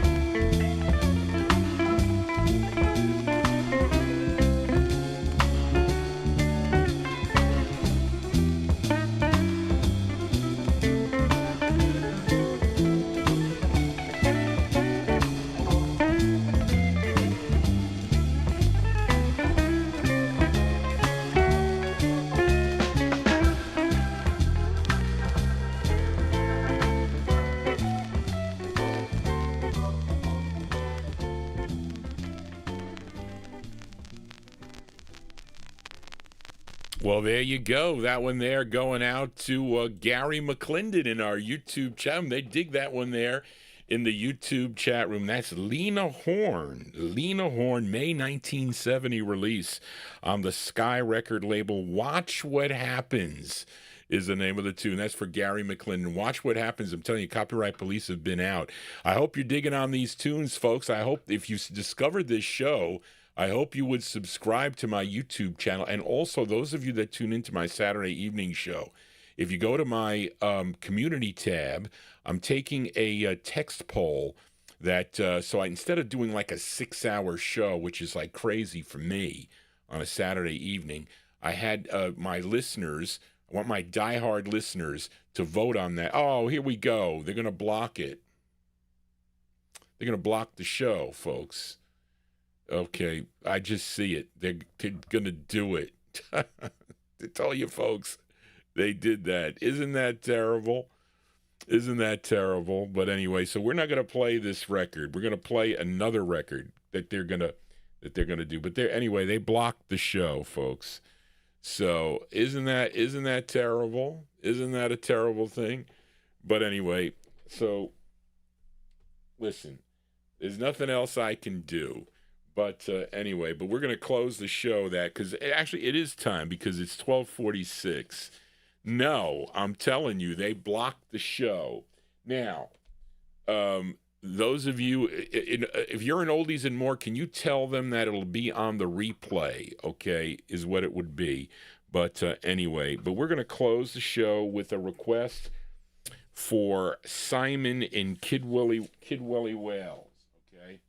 And but anyway, let's just say that my goodbyes here. But I want to thank everybody for tuning into the program this evening, and I hope you enjoyed the tunes that you heard tonight. Oh, it's going to come back. Okay, I should be back. But anyway, but listen, that means they're going to do it. I knew it. I knew that it was going to come, folks. But it's unfortunate. I thought possibly I can go to 1 o'clock, but I'm not gonna put the stream up again. I would, but I have to do the show tomorrow afternoon at 1 o'clock. So I'm going to play 78's tomorrow. Oh, see, there they go. Stream unavailable. but they're probably going to keep it out. But anyway, we got Graylin. Graylin is in the Oldies and More chat room. So is Charlene, and so is Miami Santi. But anyway, I want to thank everybody for tuning into the program this evening.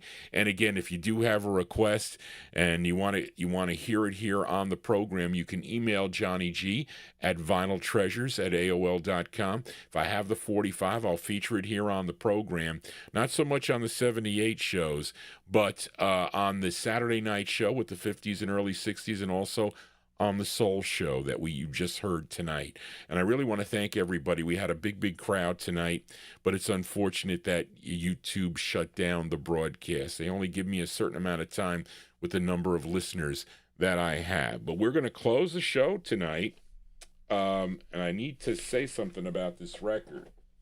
All right?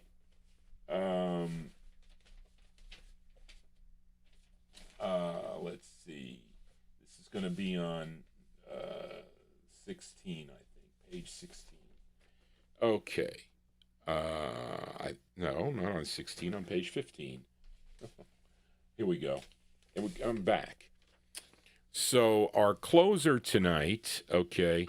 Now they brought it back, folks, okay. They brought it back. All right. But anyway, but listen, they're going to continue to do it on this stream, so I can't continue. I'd have to start the stream again, and I'm beat. I got to clean a 78. I got to do some things and prepare for tomorrow afternoon's show. But anyway, you can watch it on the archive. When it posts, whatever you missed will be there, okay? But we're going to close the show tonight with a request for Simon Hayton in Kidwelly, Wales. And he wants to send this tune out to all the UK listeners. Okay, let me go to page 16 because this carries over. Okay, so all you UK listeners that are tuned into the program, okay, he wants to send this tune out to all the UK listeners who might remember it as an advertisement for Nimble Bread, a Nimble Bread ad. What is Nimble Bread? I don't know, but Simon knows. An ad from 1967. It was a very light bread, okay, that would ascend into the sky and never return, if any of you UK listeners know about that. So our closer tonight, and we just lost one of the members of this group, Lamont McLemore, was we just lost. I played a tribute on last week's show. But our closer tonight was their fourth release on Johnny Rivers' Soul City record label. This tune written by Jimmy Webb. It's produced by Johnny Rivers and Mark Gordon, arranged by Marty Patch. And there are duet leads on this. That would be Marilyn McCoo and Florence LaRue. And then, of course, the other members chime in, Lamont McLemore and Ronald Townsend and Billy Davis. This was a big hit for the group. It was a 7 Billboard hit, number 1 on WEAM in Arlington, Virginia. Our closer tonight is by request for Simon Hayton in Kidwelly, Wales, going out to all UK listeners who may remember the ad for this that included this song. These are the Fifth Dimension from May 67 with Up, Up, and Away, and that is the closer for Johnny G. Thank you all for tuning in. Thank you, Charlene, my administrative assistant, for all her help. And I'll see some of you tomorrow afternoon beginning at 1 p.m. for the All 78 show of the Vinyltreasure show, or next Wednesday if you dig on these soul records. Just want to say, everybody, so long. Here you go, Simon, for you, the Fifth Dimension.